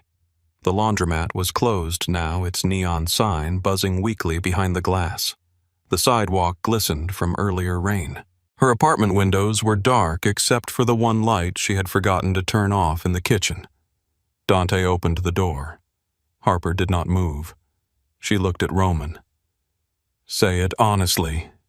His eyes were dark. "Say what?" "That you're sending me away because the job is done. Not because you're scared." The silence changed shape. Dante looked toward the street, suddenly very interested in nothing. Roman leaned closer, his voice low enough for only her to hear. "I am not a safe man to stand beside." "I know." "No," he said. "You like the idea of knowing. That isn't the same." Harper swallowed, but she did not look away. "You think I don't understand danger because I spent my life filing court documents and smiling at people who forgot my name." Roman's face hardened. "That is not what I think. Then stop treating me like a child." He looked at her for a long moment. When he spoke, his voice was ice. "You were useful tonight. You did what you came to do. Preston saw you. Eleanor saw you. Every person in that room saw you walk in with me and leave with your head high. The agreement is complete. Useful." The word settled in her chest like a stone. Harper nodded slowly. "Congratulations," she said. "You finally sound like them." Roman did not flinch. That was worse. Harper stepped out of the car before he could say anything else. She walked toward her building without looking back, though every part of her wanted to. The front door stuck, as always. She shoved it open with her shoulder, climbed the narrow stairs, and reached her apartment with her heart beating hard enough to hurt. Only after she locked herself inside did she let her hands shake. The emerald dress still clung to her skin. The locket rested against her throat. Her makeup was perfect, her hair still pinned, her feet blistered inside shoes that had cost more than her monthly groceries. She walked into the kitchen and saw the stack of unpaid bills beside the sink. A laugh slipped out of her. Small, broken. Then the tears came. Not the wild kind. Not the kind from the night Preston left. These were quiet and furious. She cried standing up, one hand gripping the counter because sitting down felt too much like surrender. She cried because the wedding was over. She cried because she had won and winning had not protected her from wanting the wrong man to stay. She cried because Roman Blackwell had looked at her like she was the first real thing he had touched in years, then spoken to her like a transaction he had closed. When the tears stopped, she unpinned her hair. One pin at a time. Each one clicked against the counter. She unzipped the dress with difficulty and folded it over a chair. For a long moment she looked at the emerald fabric in her small yellow kitchen. It did not belong there. Neither did she, not anymore. Not completely. Harper slept for 2 hours. When morning came, sunlight entered through the blinds in thin, accusing lines. Her head ached. Her phone was dead on the nightstand. The apartment felt smaller than it had 2 weeks ago, though nothing had moved. She plugged in the phone and waited. No message from Roman. 3 from Tessa. 1 voicemail from her boss. 2 promotional emails. Nothing from the man who had changed the way she walked into rooms and then decided she should leave his. Harper made coffee. It tasted weak and burnt. She drank it anyway because hating Roman's coffee had become inconveniently intimate. By noon, she had cleaned the kitchen, taken out the trash, and opened her work email. The office had sent a schedule update, 3 client requests, and a message from her boss that began with, "Harper, I understand you've been going through something which was how people at work announced they were tired of your pain." She stared at the screen. For 3 years she had worked there. She had stayed late, corrected mistakes, remembered birthdays, printed emergency filings covered for attorneys who called her sweetheart while using her research in court. She had thought invisibility was stability because at least stability paid rent. Now the office felt like Preston's world in cheaper shoes. Her phone rang. Unknown number. Harper almost ignored it. Then she answered. Harper Lane. The voice was male. Calm. Familiar enough to make her sit straighter. Who is this Dante Russo? Her heart kicked once. Did Roman ask you to call? A pause. No. That woke her fully. Then why are you calling? Because a black sedan has been parked outside your building for 20 minutes. Harper went still. Slowly, she stood and crossed to the window. She moved one slat of the blind with her finger. Across the street beside a hydrant sat a dark sedan with tinted windows. Her stomach dropped. Is that one of yours? She asked. No. Her mouth went dry. Dante. Step away from the window. She did. The apartment suddenly had too many corners. What is going on? Dante's voice lowered. There are people asking about you. About last night. About your relationship with Roman. We don't have a relationship. They don't care. Harper pressed her back to the wall. Who are they, Silas Draven's people? The name meant nothing. That made it worse. Who is Silas Draven? A man. Roman has spent 5 years keeping out of Chicago. Harper closed her eyes. The room felt too warm. Why would he care about me? Because you walked into a political wedding on Roman Blackwell's arm and Roman left with you before dessert like the building was on fire. In our world, that says something. What does it say? That you matter. The words hit hard, not because they were romantic, but because they sounded like a death sentence. Harper opened her eyes. The sedan was still outside. She could feel it without looking. Did Roman know you were calling me? No. Why not? Because he would tell me to leave you alone and handle it quietly. And you disagree. I think you've had enough men decide what you deserve to know. The sentence took her breath for a second. Dante continued. Do not go anywhere alone. Do not answer questions from strangers. If anyone approaches you, call me. If you cannot reach me, call Roman. Harper almost laughed. He made it clear the arrangement is over. Roman says many things when he is trying not to bleed in public.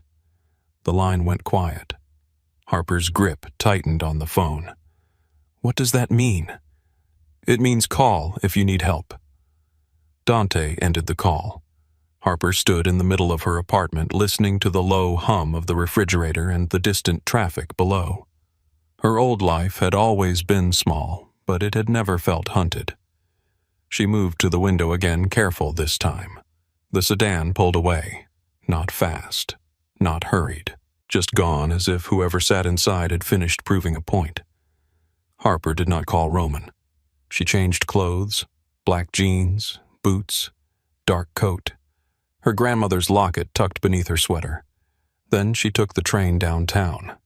It was a bad idea. She knew that. But she had spent too many years letting men make decisions in rooms she was not allowed to enter. The Monarch Club looked different in daylight, less glamorous, more dangerous. The bronze door was unmarked, the windows black, the alley beside it wet from leaking pipes. A delivery truck idled nearby. 2 men smoked near the curb and stopped talking when Harper approached. The hostess from the first night stood inside the entrance. Her expression sharpened when she saw Harper. Miss Lane. Harper paused. You remember me. Everyone remembers a woman who asks Roman Blackwell for a miracle and leaves alive. I need to see him. Mr. Blackwell is unavailable. Harper took 1 step forward. The hostess moved to block her. 2 guards shifted near the wall. Harper felt fear rise old and physical. Then Roman's voice came back to her. If you enter like a guest, they will treat you like a favor. She straightened. I'm not here to be available to him either. The hostess blinked. Harper walked past her. One of the guards moved. Before he reached her, Dante appeared at the end of the hall. Let her through. The guard stopped. The hostess looked irritated. Dante looked tired. Harper followed him down the corridor. "You shouldn't be here," Dante said. "That seems to be everyone's favorite sentence. It is popular because it is accurate. Is he here?" "Yes." "Is he going to be angry?" "Yes." "Good." Dante glanced at her. "You know, most people try to avoid that. I used to be most people." He opened a door at the back of the club. Inside was not an office. It was a war room. A long table filled the center. Maps of Chicago covered one wall. Photographs, building plans, and financial documents were spread across the table. Phones buzzed. Men spoke in low voices. A woman in a leather jacket stood with a tablet near the window. Roman stood at the head of the table, sleeves rolled jaw tight, eyes fixed on a photograph in his hand. He looked up. The room went still. Harper had felt silence around Roman before. This was different. This was silence with weapons inside it. Roman's gaze locked on hers. "No." Harper closed the door behind her. "I haven't said anything yet. You don't need to. You don't get to decide that." His face went colder. Several men looked down at the table as if eye contact had become dangerous. Roman moved toward her. "Dante." Dante did not move. Roman's eyes flicked to him. "You called her." "I did. That was not your decision." Harper stepped between them before Dante could answer. "It was mine to come." Roman looked at her like she had stepped into traffic. "You need to leave." "There was a car outside my apartment." A muscle jumped in his jaw, so he had not known. "Good." Harper felt the anger steady her. "You sent me home after telling me people were watching us. You didn't explain. You didn't warn me. Then your right hand has to call because some man named Silas Draven apparently knows where I live." Roman's voice dropped. "You should not know that name." "Well, I do. So now you can either keep pretending I'm safe or ignorant, or you can tell me the truth." The woman with the tablet looked at Roman. "She has a point." Roman did not look away from Harper. Nora, not now. Nora lifted one shoulder. "Definitely now." Harper looked at her. Nora was in her late 30s with cropped dark hair, sharp cheekbones, and the kind of calm that did not come from peace. It came from surviving worse things than panic. Roman pressed his hands to the edge of the table. For a moment Harper thought he would still refuse. Then he picked up the photograph he had been holding and turned it toward her. It was of Harper leaving her apartment that morning, taken from across the street. Her skin went cold. Roman's voice was quiet. Too quiet. This was delivered to the club an hour ago. Harper stared at the photo. She saw herself in jeans and a sweater, looking ordinary, unaware, easy to reach. On the bottom of the photograph, someone had written in black marker, "Pretty choice." Harper looked up. Choice. Roman's face did not change, but the room seemed to darken around him. Silas Draven likes messages with more than one meaning. "Tell me who he is." Roman turned away, which told her the answer cost him. Dante spoke instead. "Draven used to control the West Side before Roman took it from him. Drugs, weapons, judges, cops, campaign money. Roman pushed him out after Draven killed a family that refused to sell their building." Harper looked at Roman. He stood with his back half turned, every line of him rigid. Dante continued. "For 5 years, Draven has been trying to come back. He needs political cover. Senator Hale has old debts. Last night gave Draven a picture he could use." Harper's pulse pounded. "Me with Roman." Nora's voice was calm. "You at the wedding. Roman in a senator's house. Preston staring at you like an idiot. Roman leaving early with you. It creates a story." Harper looked down at the photograph again. "A story people tell about you can become a weapon." Roman had said something like that once. Now she understood the other edge of it. "So I'm leverage," she said. Roman turned back. No. The word came too fast. Harper met his eyes. Yes. Roman's expression tightened. You are not leverage. You are a civilian who should have been left out of this. But I wasn't. That is my fault. The room went quiet again. This time Harper heard something under his anger. Guilt. It softened nothing. It only made everything more real. She set the photograph on the table. What happens now? You go to a safe location until this is handled. No. Roman's eyes hardened. Harper. No, she repeated. I am done being moved from room to room by men who call it protection. This is not Preston's country club cruelty. This is a man who will put a bullet in you to annoy me. A tremor moved through her. She did not hide it. I'm scared, she said. I'm not stupid. Roman stepped closer. His voice was low enough to feel private even in a room full of people. Those are not always different in my world. Then teach me the difference. He stared at her. What you taught me how to walk into a room where people wanted to see me small. Teach me how to survive a room where people want to see me weak. No. Nora set the tablet down. I can train her. Roman's head turned slowly. No. Nora looked bored. You keep saying that like it changes facts. She is not part of this. Nora pointed to the photograph. She is printed on the table Roman. The words landed. Roman looked at the photo, then at Harper.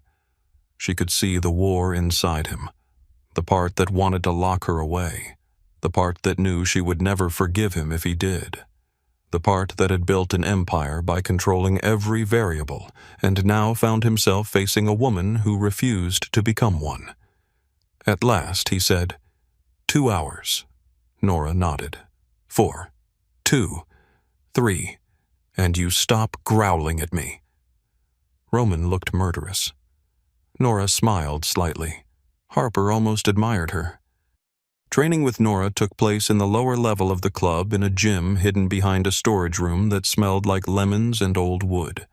The space was bare. Mats on the floor, heavy bags, a wall of locked cabinets. No mirrors. Good, Nora said when Harper looked around. Mirrors make beginners perform. Survival is not performance. Harper rubbed her palms against her jeans. I'm not trying to become a fighter. Better. Fighters get overconfident. You need to become difficult. Difficult to grab, to silence, to move. Nora stepped closer and took Harper's wrist. Get free. Harper pulled back. Nora did not move. Again. Harper twisted. Nothing. Again. After the 5th attempt, Harper's breathing grew sharp. Nora released her. You're trying to be polite. I'm not. You are. You don't want to hurt me. I don't know how. That is honest. Nora showed her how to turn into the thumb, how to drop her weight, how to use surprise instead of strength. Harper practiced until her wrist burned. Then again. Then again. The word followed her everywhere. Again had taught her to walk. Again taught her to break a grip. By the 2nd hour, sweat dampened the back of Harper's shirt. Her knees hurt. Her right palm was scraped. Nora had knocked her down 3 times and apologized 0. Roman watched from near the door. He said nothing, but Harper felt him like weather. When Nora grabbed her from behind, Harper froze. Nora's voice was at her ear. Breathe. Harper could not. The hold was not tight enough to hurt, but her body did not know that. All it knew was restraint. Preston's hand at her arm on the terrace. Roman's order to go home. Every room that had closed before she entered. Nora loosened her grip. Harper. She forced air into her lungs. Roman stepped forward. Nora lifted a hand without looking at him. Stay there. A pause.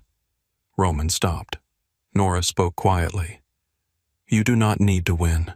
You need to create 1 second. Harper's voice shook. 1 second for what? To run, to scream, To reach a weapon, to make them regret choosing you. Harper nodded. Nora grabbed her again. This time Harper dropped her weight, drove her heel down, turned hard, and broke free. She stumbled back, breathing hard. Nora nodded once. There. Roman's face had gone unreadable. Harper looked at him, sweat on her skin hair falling from its pins, one wrist red from training. Good? She asked. His eyes moved over her like he was checking for damage. Alive, he said. Nora snorted. From him, that's a poem. Later, Roman found Harper in a small side room, wrapping her bruised knuckles with tape Nora had given her. He stood in the doorway. You're hurt. Harper did not look up. I'm learning. Those are not the same thing. They are for people who were taught to stay soft. Roman entered slowly. The room was quiet except for the muffled sound of men speaking upstairs. He sat across from her. For a while, neither of them said anything. Then he reached for her hand. Harper let him take it. He examined the bruises with a tenderness that made her angrier than his cruelty had. You should not have to learn this, he said. I know. His thumb brushed near the tape. If Draven touches you, I will end him. That doesn't help me when he touches me. Roman looked at her. The truth of it sat between them.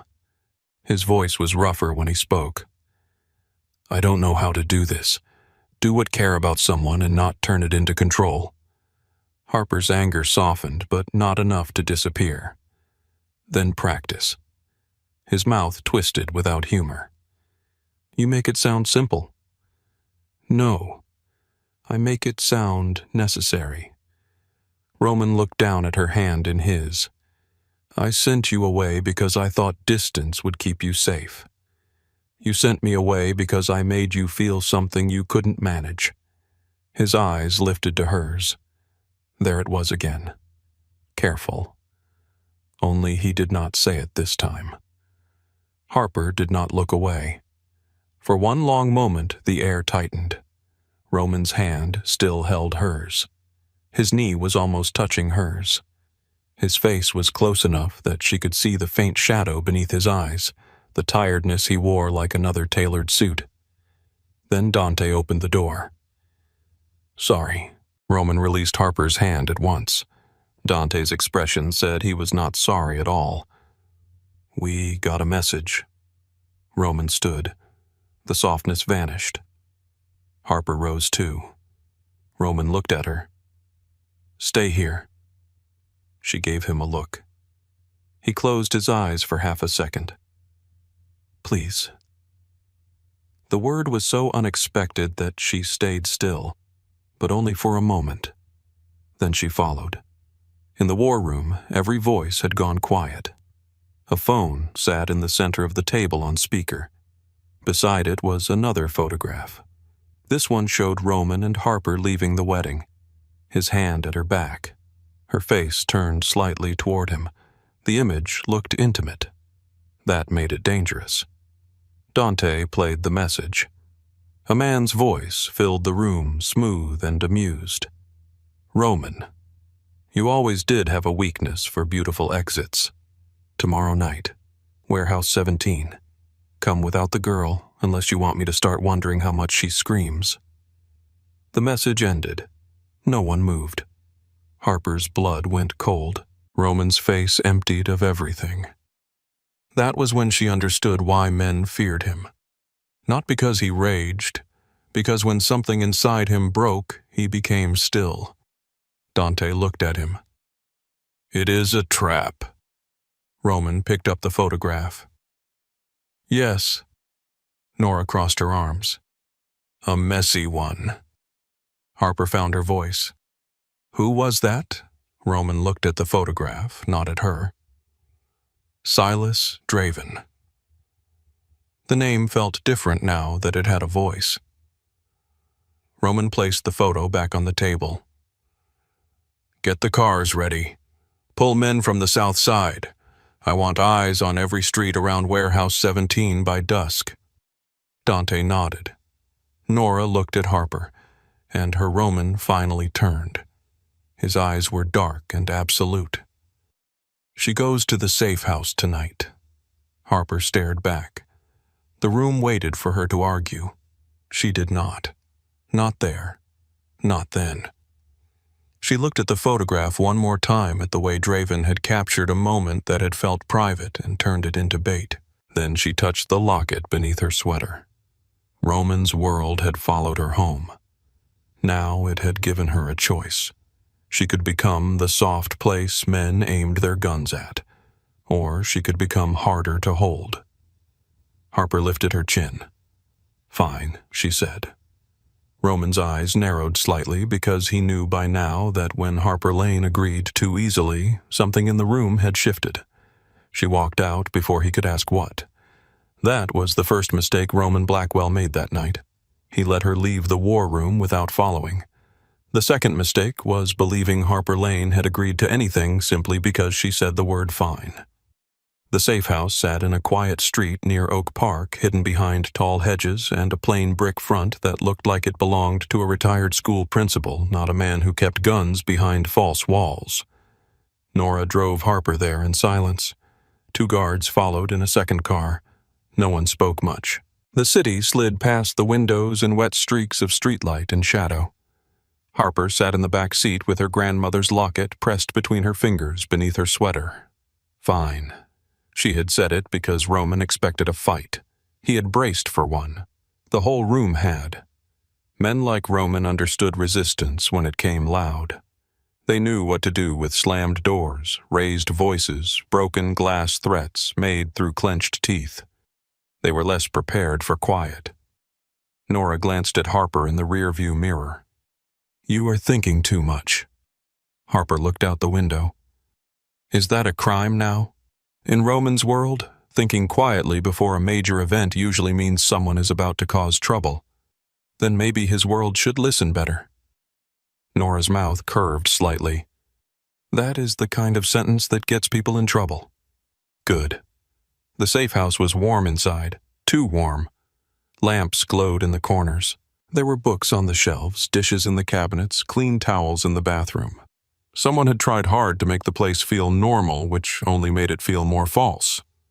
One guard checked the back door. Another spoke into a phone near the front window. Nora walked Harper through the rooms. Bedroom there, bathroom there. Kitchen is stocked. Windows stay locked. Curtains stay closed. If I tell you to get down, you get down. If I tell you to run, you run where I point. Harper stood in the living room, arms folded. And if I tell you I'm tired of being stored somewhere safe, Nora faced her fully. Then I tell you the truth.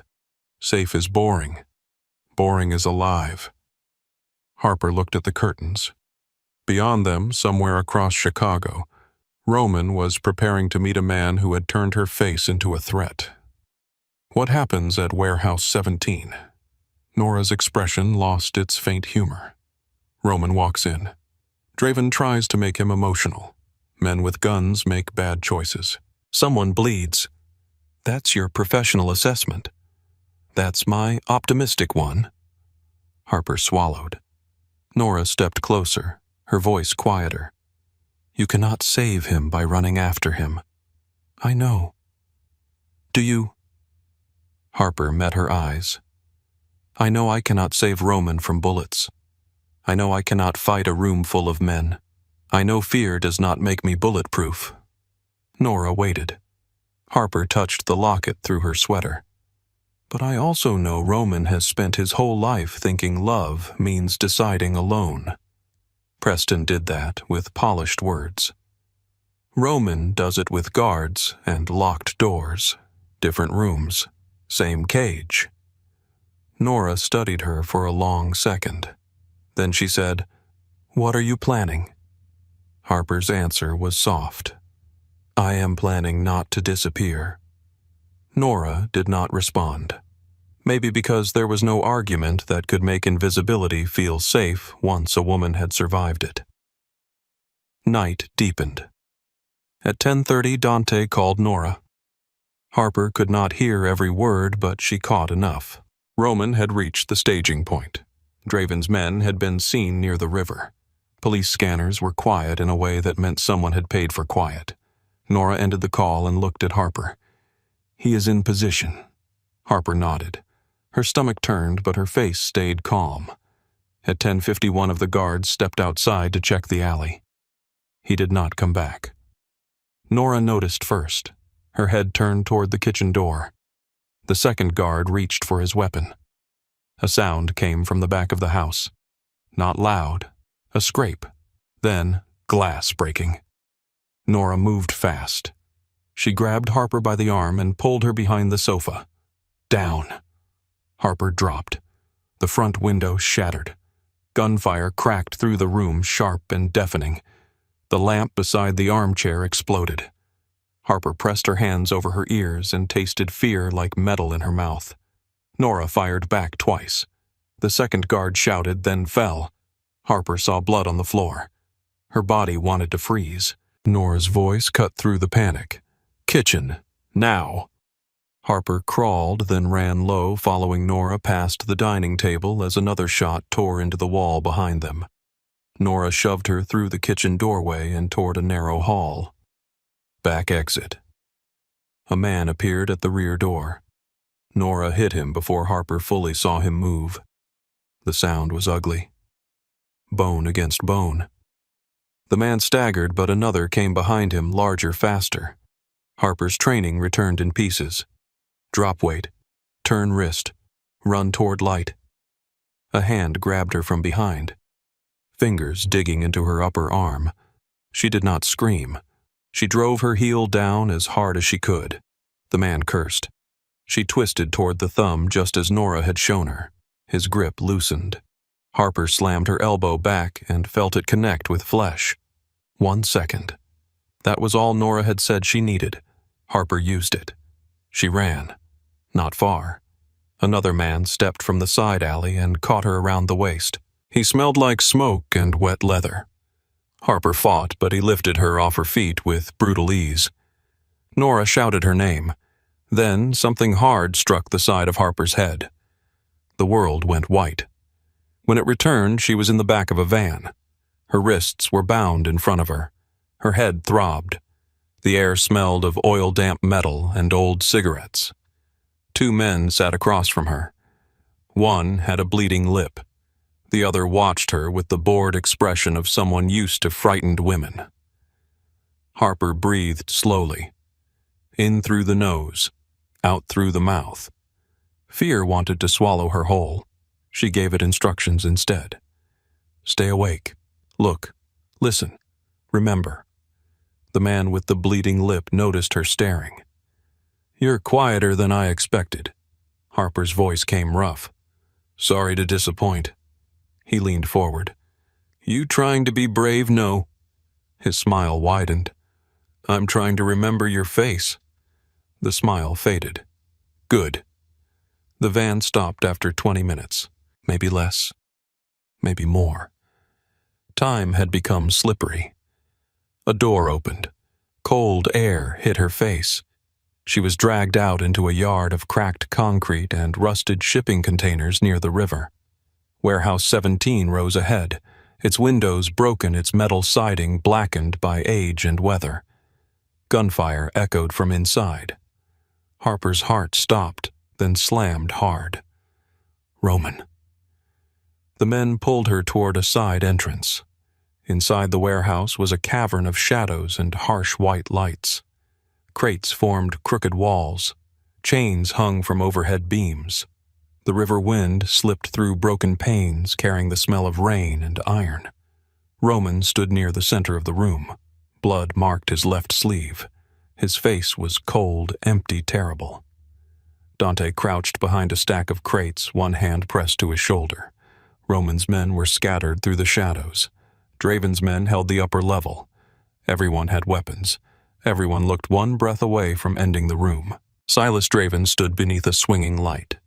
He was lean, gray-haired, elegant, in a dark coat. He looked less like a gangster than a professor who had decided morality was for poorer men. When he saw Harper, he smiled. There she is. Roman turned. The moment his eyes found her, the room changed. Only slightly. Enough. His mask did not break loudly. It cracked in the place no one else might have noticed. His breath caught. His fingers tightened around the gun in his hand. For half a heartbeat, he was not Roman Blackwell, king of the city's shadows. He was a man watching the woman he loved dragged into the dark. Draven saw it. Of course he did, beautiful Draven said. I wondered if she was rumor or weakness. Turns out she is both. Roman's voice was quiet. Let her go. Draven laughed softly. There he is. Not the ghost. Not the Emperor. Just a man with something to lose. The guard shoved Harper forward. She stumbled but stayed upright. Roman's gaze moved over her face, her wrists the bruise she could feel forming near her temple. His eyes became murder. Harper shook her head once. Small. No. Do not become stupid for me. Draven noticed that too. Oh, she gives orders with her eyes. That is inconvenient. He walked behind Harper and placed one hand on her shoulder. She went rigid. Roman took one step forward. Every gun in the room lifted. Draven's voice sharpened. Careful. Roman stopped. Harper could feel Draven's fingers pressing through her coat. Her skin crawled. She forced herself to breathe. Draven leaned near her ear, but his eyes stayed on Roman. You took my streets, Roman. You took my judges. You took my roots. I told myself I could forgive ambition. Then you walked into the Hale estate with this girl and reminded every frightened politician in Illinois that you are still the man they look at before they lie. Roman said nothing. Draven smiled. So now I take something back. He drew a gun and pressed it against Harper's ribs. Harper's knees wanted to give. She locked them. Roman lowered his weapon. Dante shouted from behind the crates. Roman. Roman ignored him. Draven's smile grew. Put it down. Roman placed the gun on the floor. The sound of metal touching concrete seemed to echo forever. Harper stared at him. No. Roman's eyes stayed on hers. Not surrender. Trust. That was worse, because it meant he trusted her to survive the second he was trying to buy. Draven stepped closer to Roman, dragging Harper with him.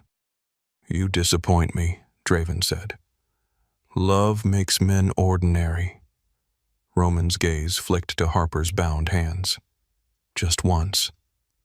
The tape around her wrists was tight, but her fingers could move. The guard beside her had a knife in his belt. Draven's attention was on Roman. The man holding her arm was too confident. 1 second. Harper shifted her weight. The guard tightened his grip. She let herself sag slightly as if fear had finally made her weak. The guard adjusted to hold her up. His thumb moved. Harper twisted toward it. Hard. His grip broke. She dropped, slamming both bound hands down against his knife handle. It loosened in the belt. She grabbed it, missed, grabbed again, and cut blindly at the tape. Draven cursed. Roman moved. The warehouse erupted. Dante fired from behind the crates. Nora appeared at the side entrance like a shadow with a gun. Roman hit Draven before the older man could aim properly, driving him back into a metal support beam.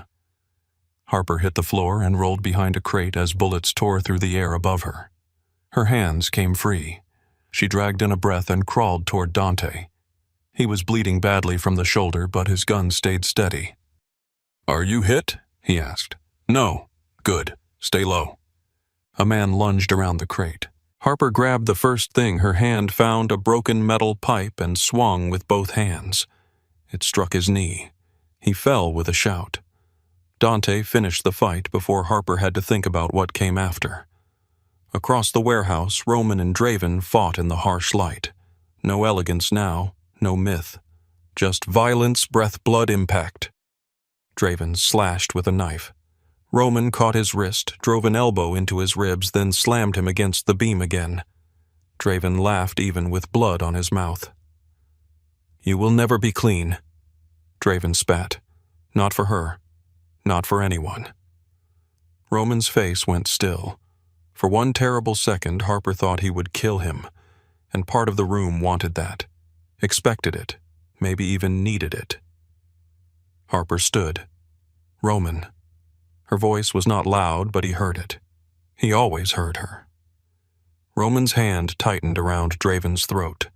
Draven smiled, broken and pleased. Harper took one step forward. Do not let him choose what kind of man you are in front of me. Roman did not move. The warehouse seemed to hold its breath. Then Roman released Draven and struck him once hard enough to drop him unconscious to the concrete. Not dead. Done. The gunfire faded in pieces. Men shouted. Weapons clattered. Nora moved through the room with cold efficiency. Dante leaned back against the crate, pale but alive. Roman turned toward Harper. She saw the blood on him, the rage still shaking beneath his skin, the fear he had no idea how to hide anymore. He crossed the room in 3 strides and pulled her into his arms. Not gently at first, desperately. Harper let herself hold him back for one breath. Only one. Then she pushed at his chest. Roman loosened his grip immediately as if her resistance burned. His hands moved to her face, careful now, checking the bruise at her temple, the marks on her wrists. I told you to stay at the safe house, he said. Harper stared at him. I was kidnapped from the safe house. His jaw tightened. You should not have been there at all. A laugh came out of her, wild and exhausted. Do you hear yourself? His eyes flashed. You could have died. So could you. That is different. No, Harper said, voice shaking now. That is the problem. You keep thinking your life is the price and mine is the thing to protect. I am not a vase Roman. I am not your redemption with a pulse. I am not a soft place for bullets to land. His face changed. Pain moved through it before anger covered it. Nora approached, then wisely turned away and began shouting at someone else.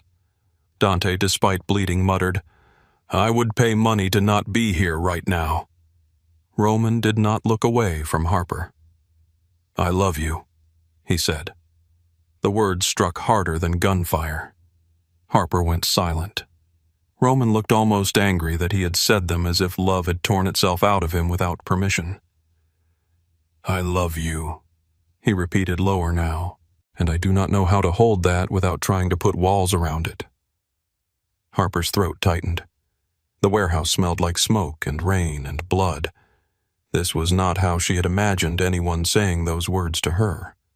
There were no candles, no soft music, no clean hands. Maybe that made it harder to dismiss. Roman stepped closer but did not touch her. I sent you away because I thought distance was mercy. I was wrong. I kept the truth from you because I thought knowledge would make you afraid. I was wrong. I tried to protect you by making choices for you. His voice broke slightly. I was wrong. Harper felt tears burn behind her eyes, but she held them there. She had cried enough for men who called their fear care. And now she asked. Roman looked at her like the answer mattered more than survival. Now I ask. I do not order. I tell the truth. I make room for you to leave, even if it ruins me. The words moved through her slowly.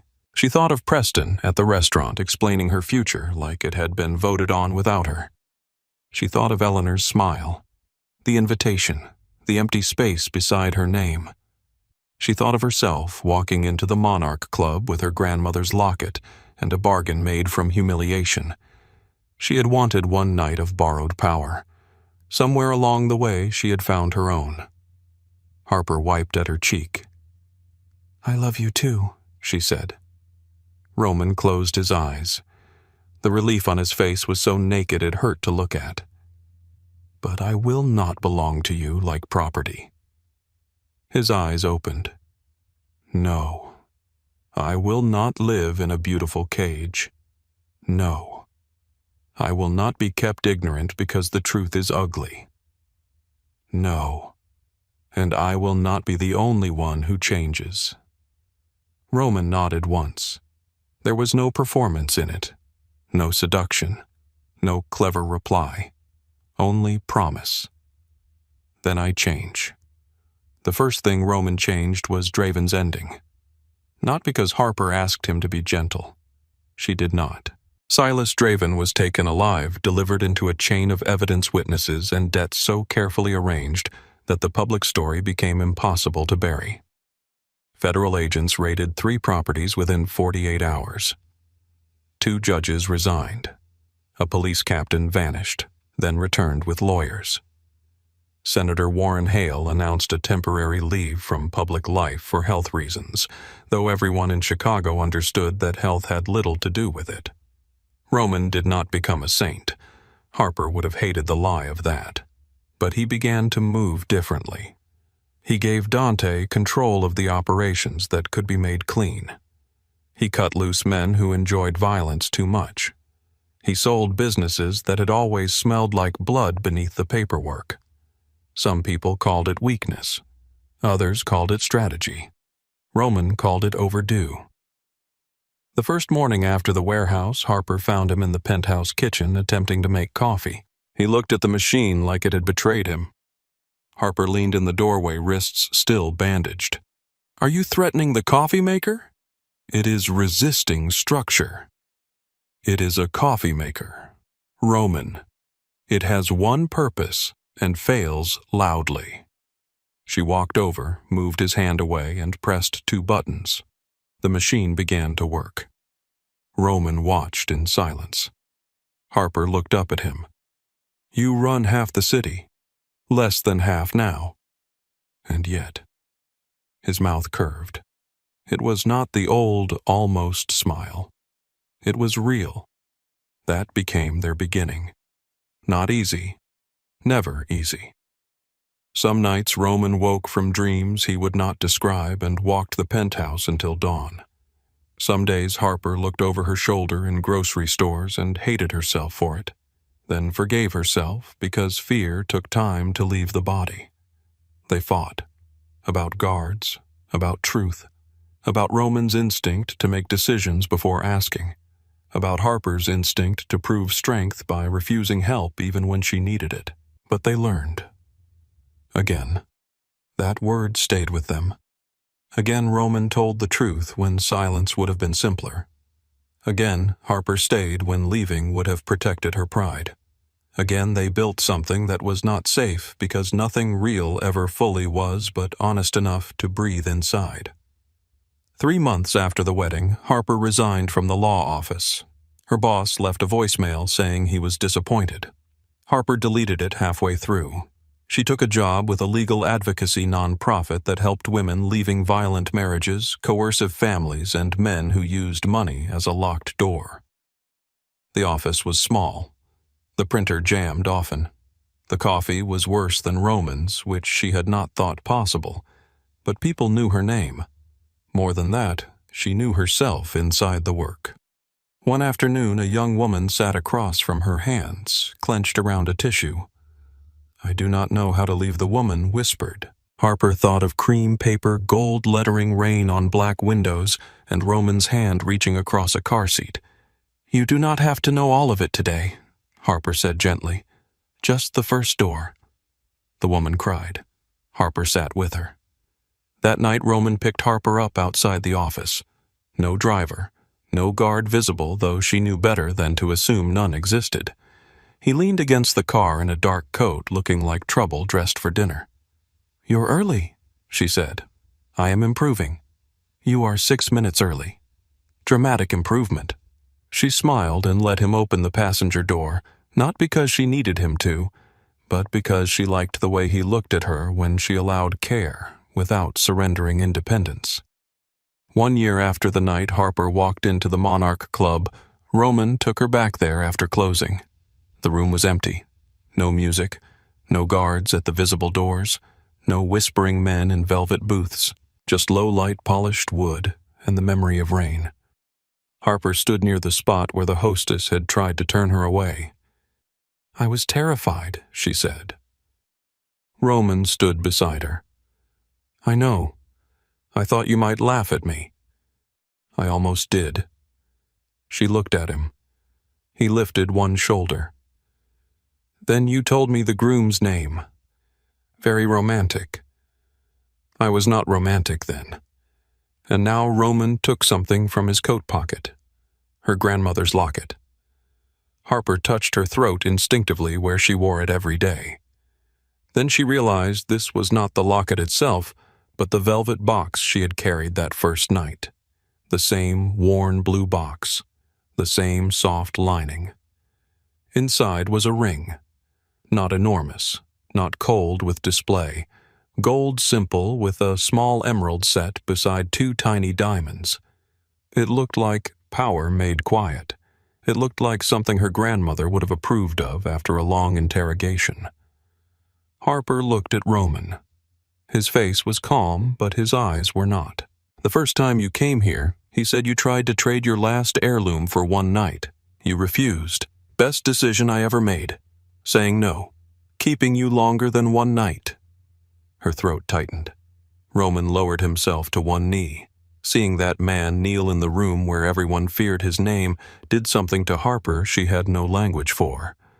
Harper Lane, he said, voice rough. Come with me. Not to a wedding. Not for revenge. Not because anyone is watching. Come home with me every day you choose to. And if one day you stop choosing it, I will open the door myself, even if it kills me. Tears slipped down her face. She did not wipe them away. Yes, she said. Roman closed his eyes for 1 second. Then he slid the ring onto her finger with hands that were steadier than his voice. Harper looked down at it, then at him. I'm keeping my last name, I assumed. And you're learning to make drinkable coffee. I own restaurants.